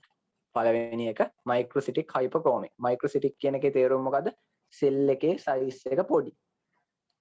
සෙල් එකේ සයිස් එක පොඩි. ඊට පස්සේ හයිපර්ක්‍රොමික් කියලා කියන්නේ මොකද්ද? සෙල් එකේ පාට අඩුයි. සෙල් එකේ පාට අඩුයි. දෙවෙනි එක මොකද්ද? නෝමෝසිටික් නෝමෝක්‍රොමික්. ඒ කියන්නේ මොකද්ද? සෙල් එකේ පාට සමානයි නැත්නම් සෙල් එකේ පාට නෝමල්, සෙල් එකේ සයිස් එක නෝමල්. තුන්වෙනි එක මැක්‍රොසිටික්. මැක්‍රොසිටික් කියන්නේ සෙල් එක නෝමල් සයිස් එකට වඩා ලොකුයි. හරි. ඔන්න ඔය තුන ගැන තමයි ප්‍රධාන වශයෙන් කතා කරන්න යන්නේ. ඔය තුනට අයිති වෙන ඒවා ගැන තමයි ඩිස්කස් කරගෙන යන්නේ. හරි. එතකොට මේවා අඳුනගන්නේ කොහොමද? මේ ටික ගැන බලන්නේ කොහොමද කියන එක බලා ගන්න ඕනේ. මේ ටික අඳුනගන්නේ කොහොමද? බලන්නේ කොහොමද කියන එක බලා ගන්න ඕනේ. හරි. ඒකත් අපි පොඩ්ඩක් ඩිස්කස් කරමු ටිකක් අද. අපි ලබන සතියේ තියාගම් ප්‍රොඩක්ෂන් රිලේටඩ් මේ ඇනීමියා ටික අද පොඩ්ඩක් බලමු. ඇනීමියා වල සයින් ඇන්ඩ් සිම්ප්ටම්ස් ටික බැලුවානේ. සයින්ස් ඇන්ඩ් සිම්ප්ටම්ස් ටික බැලුවා. ඊට පස්සේ RBC වල RBC ගැන චුට්ටක් බලමු. එහෙම නැත්නම් ওই ටික අඳුනගන්නේ කොහොමද? ලැබොරටරි ෆයින්ඩින්ග්ස් මොනවද? ඒ කියන්නේ මේවා අඳුනගන්න කරන ටෙස්ට් මොනවද? ඇනීමියා කියලා අඳුනගන්න පාවිච්චි කරන ටෙස්ට් මොනවද? ඇනීමියා කියලා පාවිච්චි කරන්න අඳුනගන්න පාවිච්චි කරන ටෙස්ට්. ඇනීමියා කියලා අඳුනගන්න පාවිච්චි කරන ටෙස්ට්. පළවෙනියට පුළුවන් අපිට ෆුල් බ්ලඩ් කවුන්ට් එකක් අරගන්න. වද පළවෙනි එක ෆුල් බ්ලඩ් කවුන්ට් එකක් අරගන්න පුළුවන්. එහෙම නැත්නම් FBC කියලා කියනවා. ෆුල් බ්ලඩ් කවුන්ට් එකක් අරගන්න පුළුවන්. ෆුල් බ්ලඩ් කවුන්ට් එක මොනවද තියෙන්නේ? හරි. ෆුල් බ්ලඩ් කවුන්ට් එක මොනවද තියෙන්නේ? මොනවද බලා ගන්න පුළුවන්? ඒ ටික බලා ගන්න ඕනේ. ඒ ටික දැන් අපි ඩිස්කස් කරමු. හරි. ෆුල් බ්ලඩ් කවුන්ට් එකක් මේව කරගන්න පුළුවන්. හරි. ඊට පස්සේ අපිට පුළුවන් බ්ලඩ් ටිකක් අරගෙන ඒක මයික්‍රොස්කෝප් එකෙන් බලන්න. බ්ලඩ් ටිකක් අරගෙන මයික්‍රොස්කෝප් එකෙන් අරගෙන බලන්න පුළුවන්. බ්ලඩ් ටිකක් අරගෙන ඒක මයික්‍රොස්කෝප් එකෙන් අරගෙන බලන්න පුළුවන්. එතකොට මේ බලලා අපිට කියන්න පුළුවන් මොනවද තියෙන ඇනීමියා එක. එතකොට අපිට පුළුවන් බැලුවාම තේරෙනවා නම් සෙල් වල RBC වල පාට අඩුයි, පාට වෙනස්. මේ ඊට පස්සේ RBC වල සයිස් එක ලොකුයි, සයිස් එක අඩුයි. ඒ වගේ මොනවා හරි කියන්න පුළුවන් නම් ඒ වගේ ඒවා කියන්න පුළුවන්. එතකොට ඒකට අපි කියනවා මොකක් කියලාද? Blood picture. එහෙම නැත්නම් බ්ලඩ් බලන එක. Blood picture. සාමාන්‍ය පික්චර්. Blood picture. ඒ තමයි දෙවෙනි ටෙස්ට් එක. හරි. ওই දෙක තමයි ප්‍රධාන වශයෙන් සිද්ධ කරන ටෙස්ට්. ප්‍රධාන වශයෙන් සිද්ධ කරන ටෙස්ට් දෙක ওই දෙක. ඊට අමතරව අපිට කරන්න පුළුවන් දේවල් කීපයක් තියෙනවා. අපිට පුළුවන් ඇඟේ තියෙන එතනින් එහාට තියෙන්නේ අර ඇනීමියා එක මත මේව නේව. උදාහරණයක් විදියට කිව්වොත් අපිට පුළුවන් ඇඟේ තියෙන ටෝටල් අයන් ප්‍රමාණය බලන්න. ඒක වැදගත් වෙන්නේ අපිට අයන් ඩෙෆිෂන්සි ඇනීමියා හොයාගන්න. ඊට පස්සේ පුළුවන් අපිට පුළුවන් ඇඟේ තියෙන ටෝටල් විටමින් B12 හරි ෆෝලික් ඇසිඩ් හරි ප්‍රමාණයක් හොයන්න. ප්‍රමාණයක් මයින්. ඒක වැදගත් වෙන්නේ B12 සහ ෆෝලික් ඇසිඩ් ඩෙෆිෂියන්සි ඇනීමියා වල. වෙන ඒවට වැදගත් නෑනේ. හරි. ඒ වගේ බලන්න පුළුවන්. එහෙම නැත්නම් අපිට පුළුවන් බෝන් මැරෝ එක හිල් කරලා බෝන් මැරෝ එකකින් බෝන් මැරෝ කොටසක් අරගෙන බලන්න පුළුවන්. ඒක වැදගත් වෙන්නේ ඒ මොන හරි බෝන් මැරෝ එකේ අවුලක් තියෙනවද කියලා බලන ඇනීමියා වලට. උදාහරණයක් විදිහට ඒ ප්ලාස්ටික් ඇනීමියා වලට. අන්න ඒ වගේ ඒ කියන්නේ එතනින් එහාට අවශ්‍ය මේ FBC සහ බ්ලඩ් පික්චර් කියන දෙක අරුණාම ඉතුරුවට කරන ටෙස්ට් ටික අර ඇනීමියා එකට රිලේටඩ් ඒවා. එක එක ඇනීමියා එකට රිලේටඩ් ඒවා. ඒ හින්දා ඒවා ගැන ඇනීමියා එක කරද්දි අපි බලාගෙන යනවා. හරි. ඒකෙන් අපි එතකොට මේ FBC සහ බ්ලඩ් පික්චර් ගැන තමයි පොඩ්ඩක් බලා ගන්න ඕනේ. හරි. FBC නැත්නම් ෆුල් බ්ලඩ් කවුන්ට්.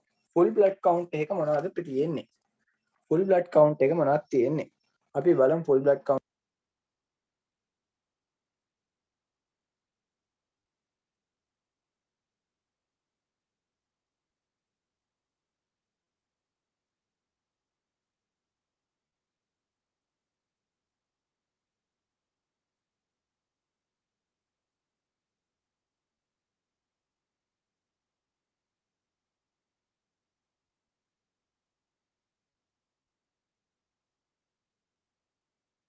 report.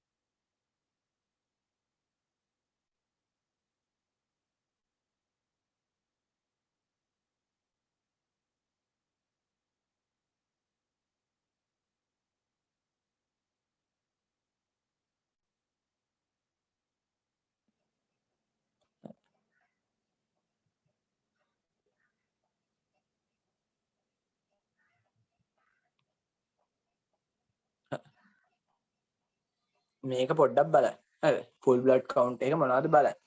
හරි. full blood count එක මොනවද බලන්න කියලා මේක චුට්ටක් බලන්න. මම මගේ ගාවත් report එකක් ඇති. ඒක මම ඔයාලට පෙන්නන්නම්.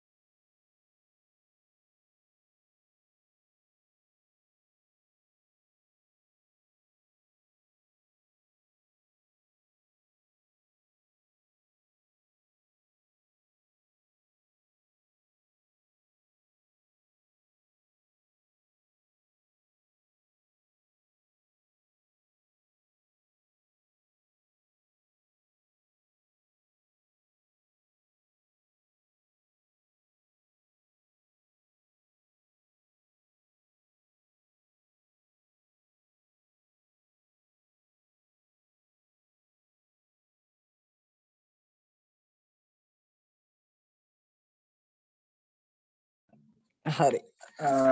report ටික තියෙනවා.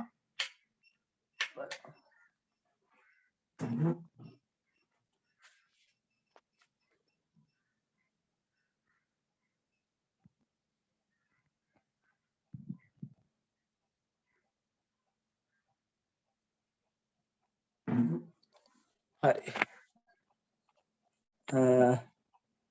full blood count එකක් ගත්තාම ඒකේ අපිට ප්‍රධාන කොටස් දෙකකට කඩත හැකි. ප්‍රධාන කොටස් දෙකකට කඩත හැකි. ඒ තමයි මේ තියෙන full blood count එකක්.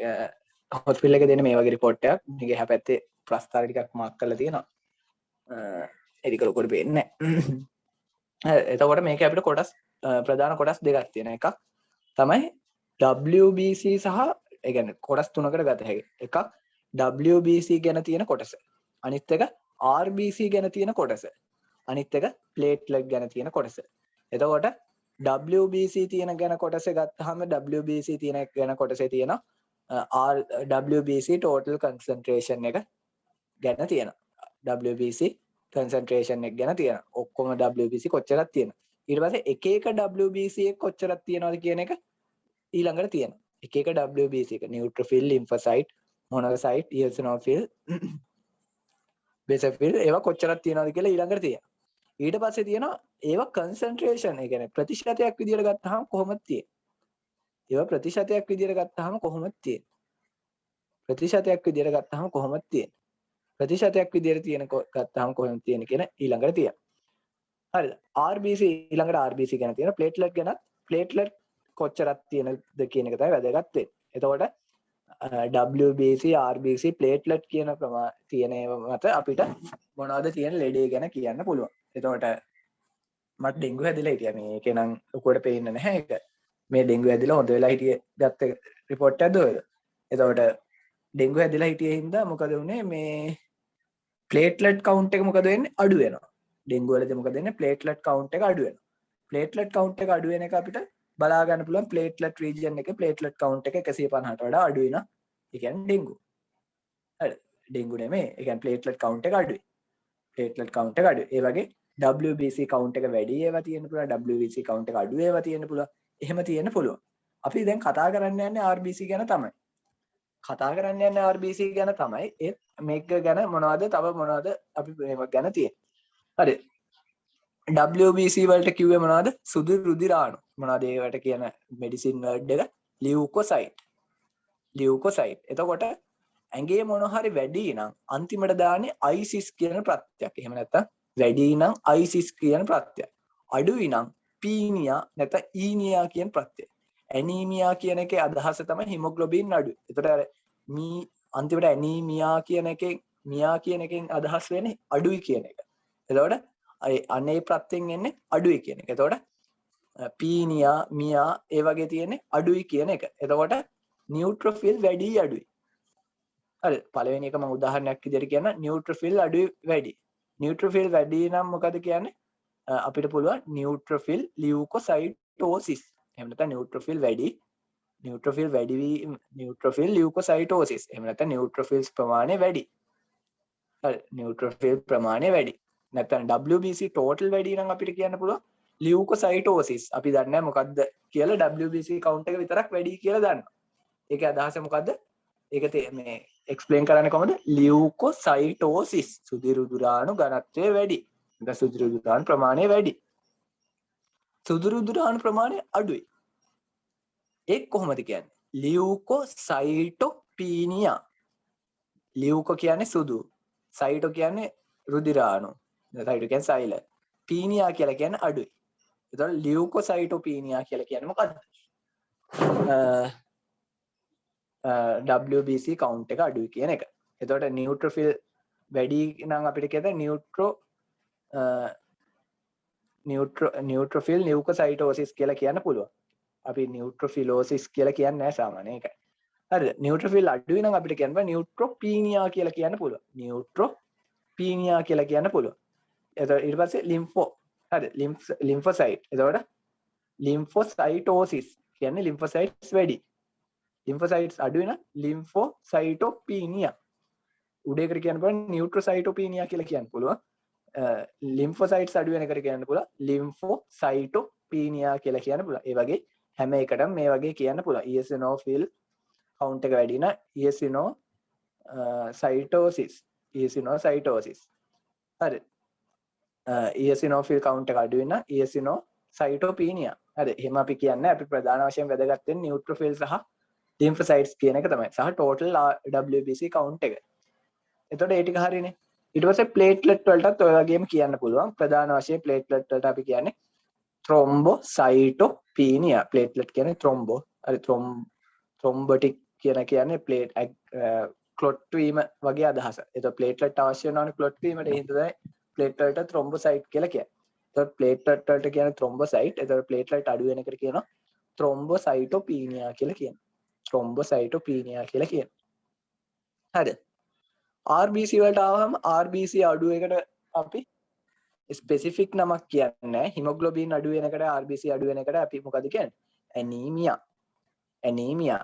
වැඩි වෙන එකට RBC වැඩි වෙන එකට හිමොග්ලොබින් වැඩි වෙන එකට නමක් විදියට අපි සයිටෝසිස් කියන කතාව කියන්නේ නැහැ. ඒ වෙනුවට කියන්නේ පොලිසයිතීමියා කියලා. මොකද්ද? පොලිසයිතීමියා කියලා තමයි කියන්නේ. පොලිසයිතීමියා. ඒ කියන්නේ ඇඟේ RBC හිමොග්ලොබින් වැඩි කියන අදහස තමයි තියෙන්නේ. හරි. පොලිසයිතීමියා සහ ඇනීමියා. අපි දැන් මෙතන කතා කරන්න යන්නේ RBC ගැන. හරි. RBC ගැන. එතකොට ෆුල් බ්ලඩ් කවුන්ට් එකෙන් පළවෙනියට බලන දේ මොකද්ද? RBC කවුන්ට් එක. දැන් අපි මෙතන ඇනීමියා ගැන විතරක් කතා කරන හින්දා තමයි මේ තියෙන්නේ. ඊටු ඒවා අපිට හම්බුනොත් අපි බලමු.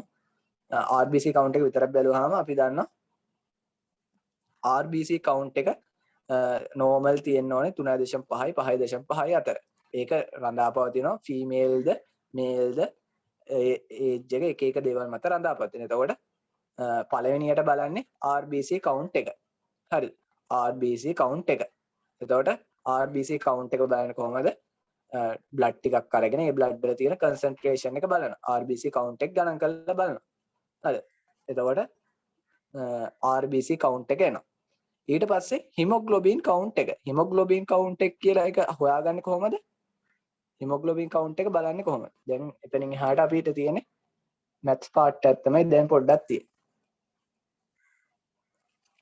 මැත්ස් පාර්ට් එක තමයි පොඩ්ඩක් තියෙන්නේ. හරි.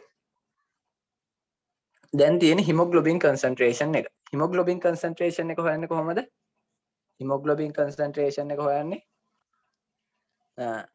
අපි ගන්න මොකක් හරි අපි හැම වෙලෙම මේවා ඉදිරිපත් කරන්නේ මොකක් හරි මේවා එකකට අදාළවනේ. කියන්නේ ඒකකයකට අදාළ වෙන අපි සාමාන්‍ය හිමොග්ලොබින් කන්සන්ට්‍රේෂන් එක ඉදිරිපත් කරන්නේ.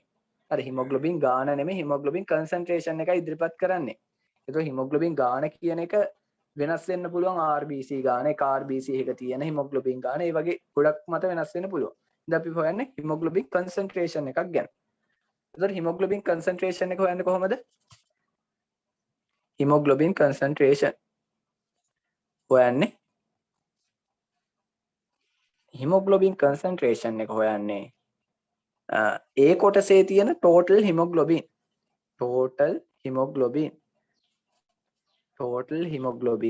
ගාන බෙදනවා තියෙන පරිමාවෙන්. වොලියුම් එක මම V කියලා දාන්න. තියෙන පරිමාවෙන්. එතකොට මට එනවා කොච්චර ඒ කියන්නේ ඝන ඩෙසිලීටරයකට කොච්චර හිමොග්ලොබින් ප්‍රමාණයක් තියෙනවද කියන එක ගැන.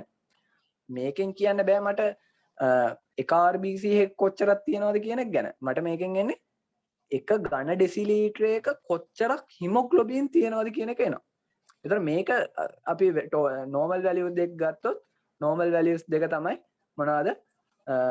males ලගේ නම් 13.5 to 17.5. හරි. normal hemoglobin concentration එක. females ලගේ නම් ඊට වඩා චුට්ටක් අඩුයි 11.5 to 15.5. හරි. ඒ තමයි hemoglobin concentration එක. හරි. අර මේ මම ආපහු මේ blood report එක දාන්නම්.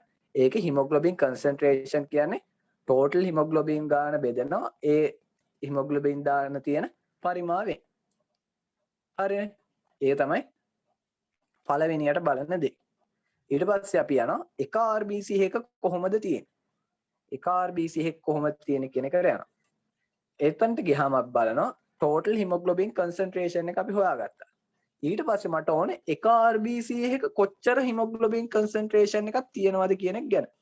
නැත්නම් එක RBC එක කොච්චර hemoglobin තියෙනවද කියන එක ගැන. එක RBC එකක තියෙන hemoglobin ප්‍රමාණය මට හොයන්න කොහොමද? එක RBC එකක තියෙන hemoglobin ප්‍රමාණය මට හොයන්න ඕනේ. ඊට කලින් තව දේවල් දෙකක් එකක් මම කියන්න.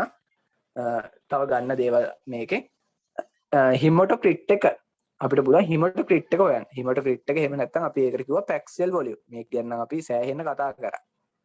හරි. Paxel volume hematocrit. ඒකෙන් අද එන්නේ මොනවද? total blood volume එක RBC volume එකට දරන RBC volume එක total blood volume එකට දරන අනුපාතය. හරි. RBC volume divided by total blood volume. හරි. total blood volume RBC volume එක divide කරනවා total blood volume එක. ඒක කියනවා අපිට hematocrit එක විදිහට මේක 100%න් වැඩි කරලා තමයි සාමාන්‍යයෙන් ගන්න. හරි එකෙන් එනවා hematocrit එක. හරි hemoglobin concentration එක හරි hematocrit එක හරි. තුන්වෙනියටත් බලන්නේ මොකද්ද? එක සෙල් එකක size එක ගැන. එක සෙල් එකක size එක ඕනේ. එක සෙල් එකක size එක හොයන්න මට විදියක් කියන්න පුළුවන්ද? ඒක ටිකක් chat එකේ දාන්න අමාරුයි. කවුරු හරි කියන්න පුළුවන් නම් හොඳයි. මේ පුළුවන් නම් කියන්න බෑ. දැන් මම දන්නවා total RBC වල එක පළවෙනියට දන්නවා RBC count එක. හරි. දන්න දේවල් ගත්තොත් දැන් පිළිවෙලට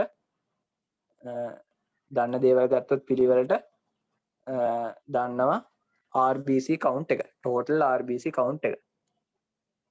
full RBC count RBC count එක දන්නවා. එක මේකක තියෙන concentration එක තියෙන. හරිද? ඒක අපිට එන්නේ මොනවා වලින්ද? සාමාන්‍ය මේක ගන්න අපි මයික්‍රෝලීටර එකකට. මයික්‍රෝලීටර එකට. හරි මයික්‍රෝලීටර එක කොච්චර RBC තියෙනවද කියන එක තමයි පළවෙනියට ගන්න. දෙවෙනියට අපි මොනවද ගත්තේ? hemoglobin concentration එක. hemoglobin concentration එක. මේක මේ මොන වලින් දෙන්නේ? gram per deciliter වලින්. හරි. gram per deciliter gram කොච්චරද? hemoglobin කොච්චරද? ඒක තමයි දෙවෙනියට ගත්ත දේ. තුන්වෙනියට මොකද්ද ගත්තේ? HCT එක.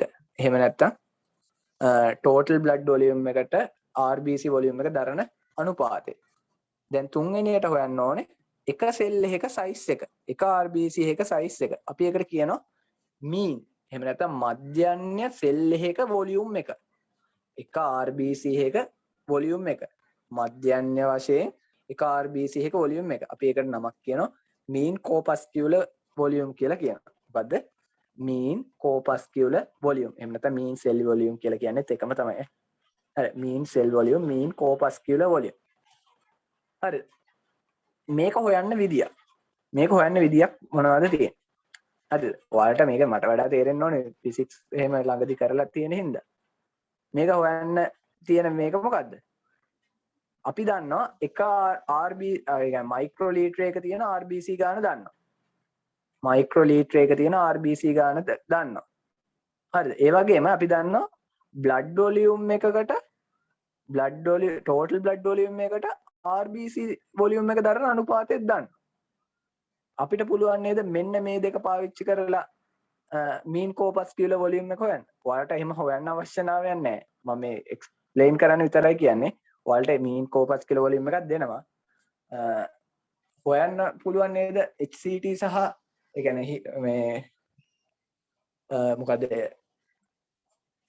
hematocrit එක සහ මේ RBC මේකෙන් පාවිච්චි කරලා RBC count එක පාවිච්චි කරලා හොයන්න පුළුවන් මේ එක. එතකොට මොකද්ද කරන්න තියෙන්නේ? hematocrit එක බෙදන්න තියෙන්නේ. hematocrit එක බෙදන්න ඕනේ RBC count එකේ. hematocrit එක කියන්නේ total RBC volume එකට දරන අනුපාතය. එතකොට RBC volume එක අපිට හොයාගන්න පුළුවන් hematocrit එක මගින්. එතකොට මේක පොඩ්ඩක් ඔක්කොම අයින් කරොත් hematocrit සමානයි HCT සමානයි RBC volume එක බෙදීම total blood volume වැඩි කිරීම 100 නේ කොහොමනේ එතකොට අපිට පුළුවන් මේකේ RBC volume කියන එක එන මේක උක්ත කරගන්න. හරි RBC volume කියන එක උක්ත කරගන්න පුළුවන්. RBC volume එක උක්ත කරගන්න පුළුවන්.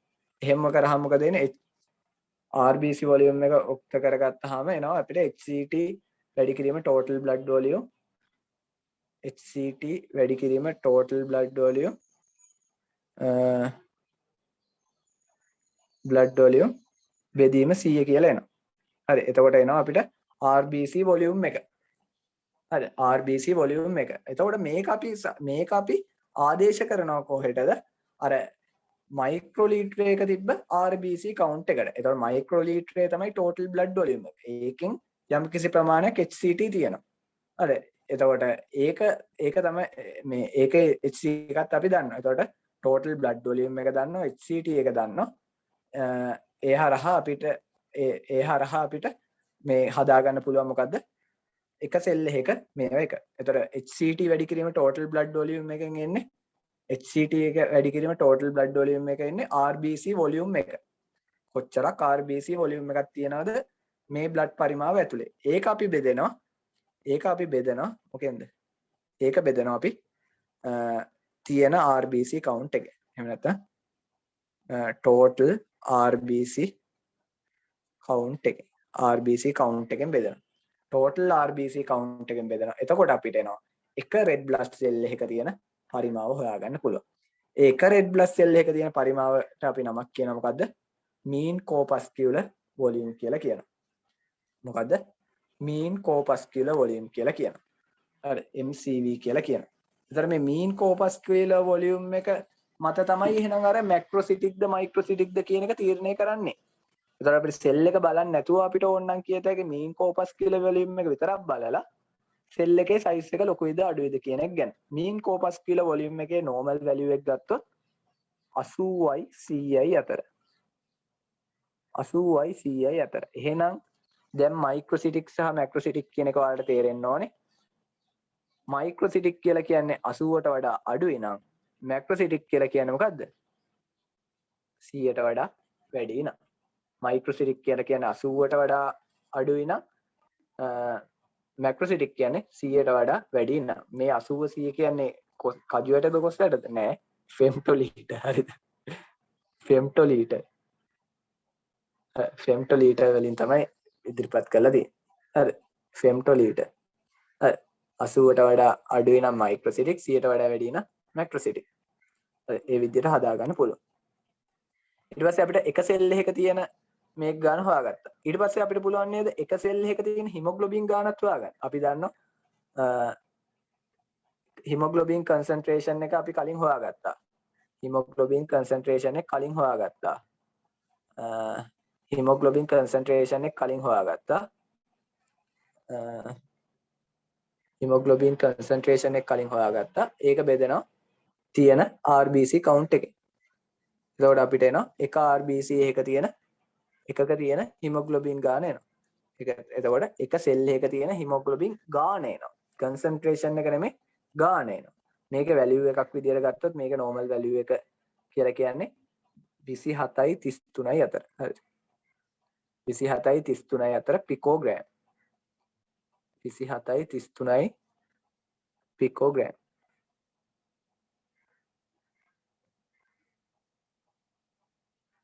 picogram තමයි තියෙන්නේ. ඒතකොට එක RBC එක hemoglobin ගානක් හොයාගත්ත එක RBC එක volume එකක් හොයාගත්ත. එහෙනම් ගේමක් නැහැ. concentration එක හොයන්න මේ එකක තියෙන hemoglobin ගාන බෙදනවා එක සෙල් එකක තියෙන volume එකේ. mean corpuscular hemoglobin ප්‍රමාණය බෙදනවා mean corpuscular volume එකේ. නැත්නම් mean cell volume එකේ. එතකොට අපිට එනවා එක සෙල් එකක hemoglobin concentration එක. අපි ඒකට කියනවා mean cell නැත්නම් mean corpuscular hemoglobin concentration කියලා කියනවා. MCHC. MCHC mean corpuscular hemoglobin concentration. MCHC. හරි. MCHC කියලා කියනවා. ඒකේ අගය ගත්තොත් concentration එකක් නෙන්නේ. එතකොට gram per deciliter කියලා තමයි මේ ඉදිරිපත් කරන්නේ. එතකොට මේක ඉදිරිපත් කරන්නේ 30යි 36යි picogram per deciliter gram per deciliter විදිහට තමයි ඉදිරිපත් කරන්නේ. එතකොට concentration එක අඩුයි කියන එක අපිට එහෙනම් මොකද්ද කියන්නේ? MCHC කියන එක 30ට වඩා අඩුයි. MCHC 30ට වඩා අඩුයි කියන්නේ එයාගේ එක සෙල් එකක තියෙන hemoglobin concentration එක අඩුයි. එක සෙල් එකක තියෙන hemoglobin concentration එක මගින් තමයි ඒ සෙල් එකේ පාට තීරණය වෙන්නේ. එහෙනම් මේ මොකද්ද කියලා තියෙන්නේ? මේ chromic කියන එක ගන්න එහෙනම් මේ MCHC එකෙන්. එහෙනම් දැන් අර මම කලින් කිව්ව දෙක වලට පැහැදිලි වෙන්න ඕනේ. MCV එකෙන් ගත හැකි size එක ගැන microcytic ද macrocytic ද normocytic ද කියන එක ගැන MCHC එකෙන් ගත හැකි වට normochromic ද hypochromic ද කියන එක decide කරන්න පුළුවන්. ඒ දෙක බලන්න පුළුවන්. ඊට අමතරව තව RBC වලට related විදියට reticulocytes මේ count එකත් මේකේ පෙන්නලා තියෙනවා.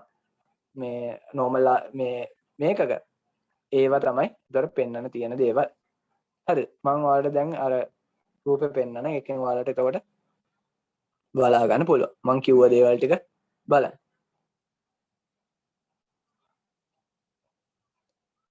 RBC කෑල්ල විතරක් බලන්න. ඒ කෑල්ලෙන් එතකොට ඔයාලට බලන්න පුළුවන්. එතකොට පළවෙනියට RBC කවුන්ට් එක. ඊට පස්සේ හිමොග්ලොබින් ප්‍රමාණය. හිමොග්ලොබින් ප්‍රමාණය අඩු වුණොත් තමයි ඇනීමියා වෙන්නේ.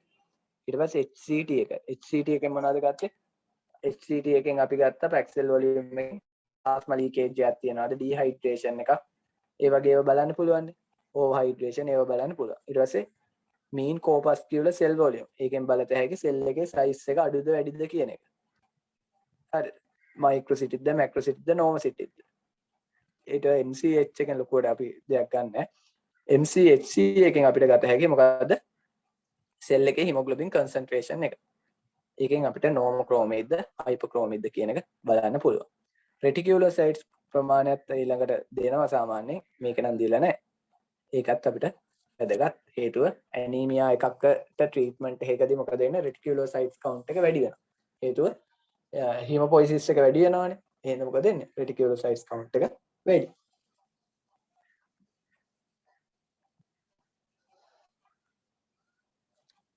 හරිනේ. මේ ටික බලාගෙන අර මං කරපු දේවල් ටික මේව කරගන්න තියෙයි. රිවයිස් කරගන්න තියෙයි. හරි.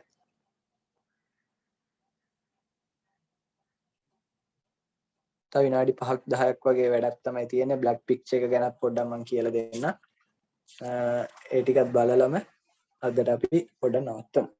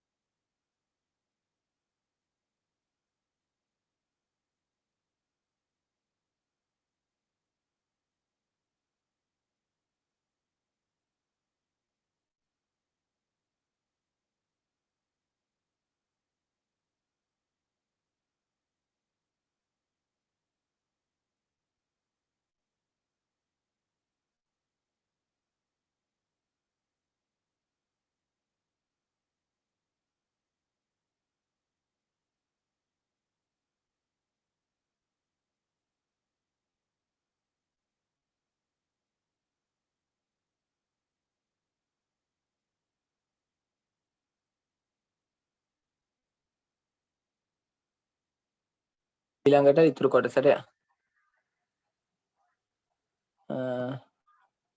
අන්තිම පාර්ට් එක බ්ලඩ් ෆිල්ම්.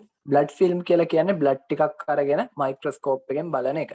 බ්ලඩ් ටිකක් අරගෙන මයික්‍රොස්කෝප් එකෙන් බලන එක. ඒතර මෙහෙම බැලුවාම අපිට බලන්න පුළුවන් මොනවද? RBC බලත හැකි, RBC වල සයිස් එක බලත හැකි. ඊට පස්සේ මේ වගේ දේවල් බලන්න පුළුවන්. ඊට පස්සේ තව මොනවද? white blood cells බලත හැකි, white blood cell වල විශේෂ දේවල් මේ තියෙන බ්ලඩ් ෆිල්ම් එකක රූපය. හරි. එතකොට මේ වගේ තමයි පේන්නේ. එතකොට මේ වගේ එකක් ඔයාලට නිකම්ම කියවන්න අමාරුයි. ඇත්තටම මේ හොයාගන්න අමාරුයි. මේක ටිකක් දැකලා තමයි පුරුදු වෙන්න ඕන. එතකොට ඔය තනින් තන පේන්න තියෙන දම් පාටට පාට වෙලා තියෙන්නේ මේ මොනවද? WBC ප්ලේට්ලට් උත් ඔය සමහර තැන්වල පෙන්නලා තියෙන ඔය චූටි චූටි ඩොට් ඩොට් තියෙන්නේ. ඒ ප්ලේට්ලට්. හරි. ප්ලේට්ලට් වැඩි හරියක් පෙන්නලා තියෙන ලිම්ෆසයිට්ස්. මේ ඔය පෙන්නලා තියෙන වැඩි හරියක් ලිම්ෆසයිට්ස් ඈ. මේ තියෙන ලිම්ෆසයිට්ස්. මේක නම් බෙසෆිල් එකක්ද කොහෙද? ඔය වැඩි හරියක් පෙන්නලා තියෙන්නේ ලිම්ෆසයිට්ස් ටිකක් තමයි පෙන්නලා තියෙන්නේ. මේවා නම් බෙසෆිල්. මේවා මොනොසයිට්ස්. ඒ විදිහට තියෙනවා. මේ ඒතර මේ RBC තියෙනවා. ඒතර මේ RBC බලලා ඊට පස්සේ ඒවයි සයිස් එක අඩුයිද, සයිස් එක වෙනස්ද, සයිස් එක ලොකුයිද, පාට අඩුයිද, පාට වැඩිද, ඒව මත අපිට ගොඩාක් දේවල් කියන්න පුළුවන්. එතකොට ඒව තමයි බ්ලඩ් ෆිල්ම් එකෙන් කරන්නේ. හරි බ්ලඩ් ෆිල්ම් එකෙන් එතකොට මොකක්ද ඇනීමියා එක කියන තත්ත්වයට පවා මේවා කියන්න පුළුවන්. හරිද? මේ එතකොට මේක බැලුවොත් මේක පෙන්වනවා නියුට්‍රොෆිල්ස් එකෙන් පෙන්වලා තියෙනවා මේ නියුට්‍රොෆිල් එකක් මේ තියෙන්නේ ඉයොසිනෝෆිල් එකක් මේ තියෙන්නේ මොකද්ද ලිම්ෆසයිට් එකක් හරි මේක RBCs ටිකක් පෙන්වලා තියෙනවා මේ සමහර RBCs බලන්න මේ හැඩේ වෙනස් අවුල් හරි මේවා තියෙනවානේ අපි මේවට වෙන වෙනම නම් තියෙනවා හරි ඒව මත අපිට මොකක්ද ඇනීමියා කියලා කියන්න පුළුවන් ඒව ලොකු නොලෙජ් එකක් හරිද ඒවා ඉස්සරහට චුට්ට ඔයාලට මේව කරගන්න පුළුවන් මම ඒකට රූපයක් පෙන්වන්න ඕන තියෙන විදිය මේ තියෙන්නේ හරි එතකොට බ්ලඩ් පික්චර් එකෙන් සාමාන්‍යයෙන් බලන දේවල් ටිකක් තමයි මේ තියෙන්නේ හරි වැඩි හරියක් බලන දේවල් තමයි තියෙන්නේ එතකොට නෝමල් එක තමයි මේ උඩින්ම පෙන්නලා තියෙන්නේ හරි නෝමල් එක තමයි උඩින්ම පෙන්නලා තියෙන්නේ ඊට පස්සේ මේ තියෙන්නේ මැක්‍රොසයිට් එකක් ගත්තාම ලොකුයි හරි මේ කෝසස් ටික පවා දීලා තියෙනවා චරෝන්නේ ඊට පස්සේ මේ එතන යටම තියෙනවා මොනවද මයික්‍රොසයිට් එකක් සහ එයාගේ හයිපර්ක්‍රෝමික් මයික්‍රොසයිට් එකක් එහෙම තමයි කියන්න ඕන හරිම විදිය හරි මේකත් කියනවා නෝමල් කියලා නෙමෙයි නෝමොසිටික් නෝමොක්‍රෝමික් කියලා නෝමොක්‍රෝමික් කියලා තමයි කියන්නේ මැක්‍රොසිටික් වලට අපි එහෙම කියන්නේ නැහැ හැබැයි මයික්‍රොසිටික් and නෝමොසිටික් වලට කියන්න ඕනේ මේක හයිපර්ක්‍රෝමික් මයික්‍රොසිටික් හයිපර්ක්‍රෝමික් ඒවට කෝසස් වෙන හේතු අරව මේවා අපි ඉතින් එහාට ඩිස්කස් කරගෙන ඊළඟ දවසේ ඉඳන් ඩිස්කස් කරගෙන මේ ඒ ටික තමයි තියෙන්නේ හරිද මේවා ගැන අපිට ඔයාලට ලොකුවට ඕනේ නැහැ ඒක තමයි තියෙන්නේ ඒ කියන්නේ විශේෂ RBC එකක් මත කියත හැකි මොකද්ද තියෙන ඇනීමියා එක කියලා. ඔයාලට තේරෙනවා තියෙන මෙතන මේවා කොහොමද කියන්නේ කියලා. සිකල් සෙල් එකත් පොඩ්ඩක් ඉතින් වැදගත් ඔයාලට බලා ගන්න. හරි. ওই විදිහට තමයි බ්ලඩ් ෆිල්ම් තියෙන්නේ. හරි. එතකොට ওই ටික තමයි අපි ඩිස්කස් කරගන්න තිබ්බ ටික. එහෙනම් අදට අපිට නවත්තන්න පුළුවන්. අපිට ඇනටොමි එකේ කොටසක් ඉතුරු වුණා ස්පෙෂල් රීජන් කරන්නත් බැරි වුණා ක්ලිනිකල් ටික කරන්නත් බැරි වුණා අපිට ක්ලිනිකල් විතරක් කරන්නත් පුළුවන් කොහොමත් අපිට තව දවසක් දෙකක් යයි ඒකට ඒකේ මම බැලුවේ මේ සතියේ අඟහරුවාද බදාදා දවස් දෙක කරන්න ඔයාලට බැයි නම් බැයිද පුළුවන්ද කියන එක මට පොඩ්ඩක් මැසේජ් එකක් දාන්න බැයිද පුළුවන්ද කරන්න පුළුවන් වෙලාවක් වගේ එකක් දාන්න හවස වගේ නම් හොඳයි මේ එහෙම නැත්තම් අවුලක් නැහැ හරිද දෙත් අවුලක් නැහැ මේ මට මැසේජ් එකක් දාන්න හරි මේ මැසේජ් එකක් දාන්න කරන්න පුළුවන්ද බැයිද කියන එක ගැන ඊට පස්සේ කරන්න පුළුවන් වෙලාවත් එක්ක ඒකේ ඇනටොමි කරමු අපි අඟහරුවාදයි බදාදයි ඒ බ්‍රහස්පතින්දා අපි තියාගමු මේ කරලා ඉවර කරගන්න බැරි වුණත් කරන්න වගේ කියලා ඉවර තියාගමු සෙන්සුරාදා මේ බ්‍රහස්පතින්දා පොඩ්ඩක් පුළුවන්ද කියලා කියන්න ඊට පස්සේ සෙන්සුරාදා ඉඳන් මේක ඉතුරු ටික කරගෙන යන්න හරි මේ සතිය විතරයි ඔය මේ දවස් 3 ඒව වැඩි හරියක් කරන්න වෙන්නේ ඊට පස්සේ මේ ඊළඟ දවස්වල ඉඳන් ඊළඟ සතිවල ඉඳන් හරියට මේ බදාදයි ඉරිදයි සෙන්සුරාදා එකක් කරමු අපිට ක්ලාස් එකකට වැඩිපුර ප්‍රමාණයක් කරගන්න පුළුවන් ඉරිදයි බදාදයි තමයි සාමාන්‍ය ක්ලාස් කරන්නේ සෙන්සුරාදාත් අපි ඉඳලා හිටලා ක්ලාස් දෙකක් තුනක් විතර කරමු හරි හරි මොන හරි ප්‍රශ්නයක් තියෙනවා නම් මම තේරුණා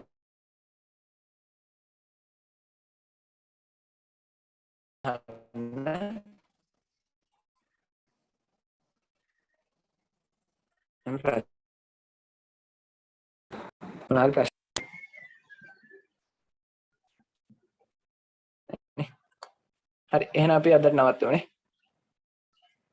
හරි හැමෝම ගිහින් වැට් ටික කරගන්න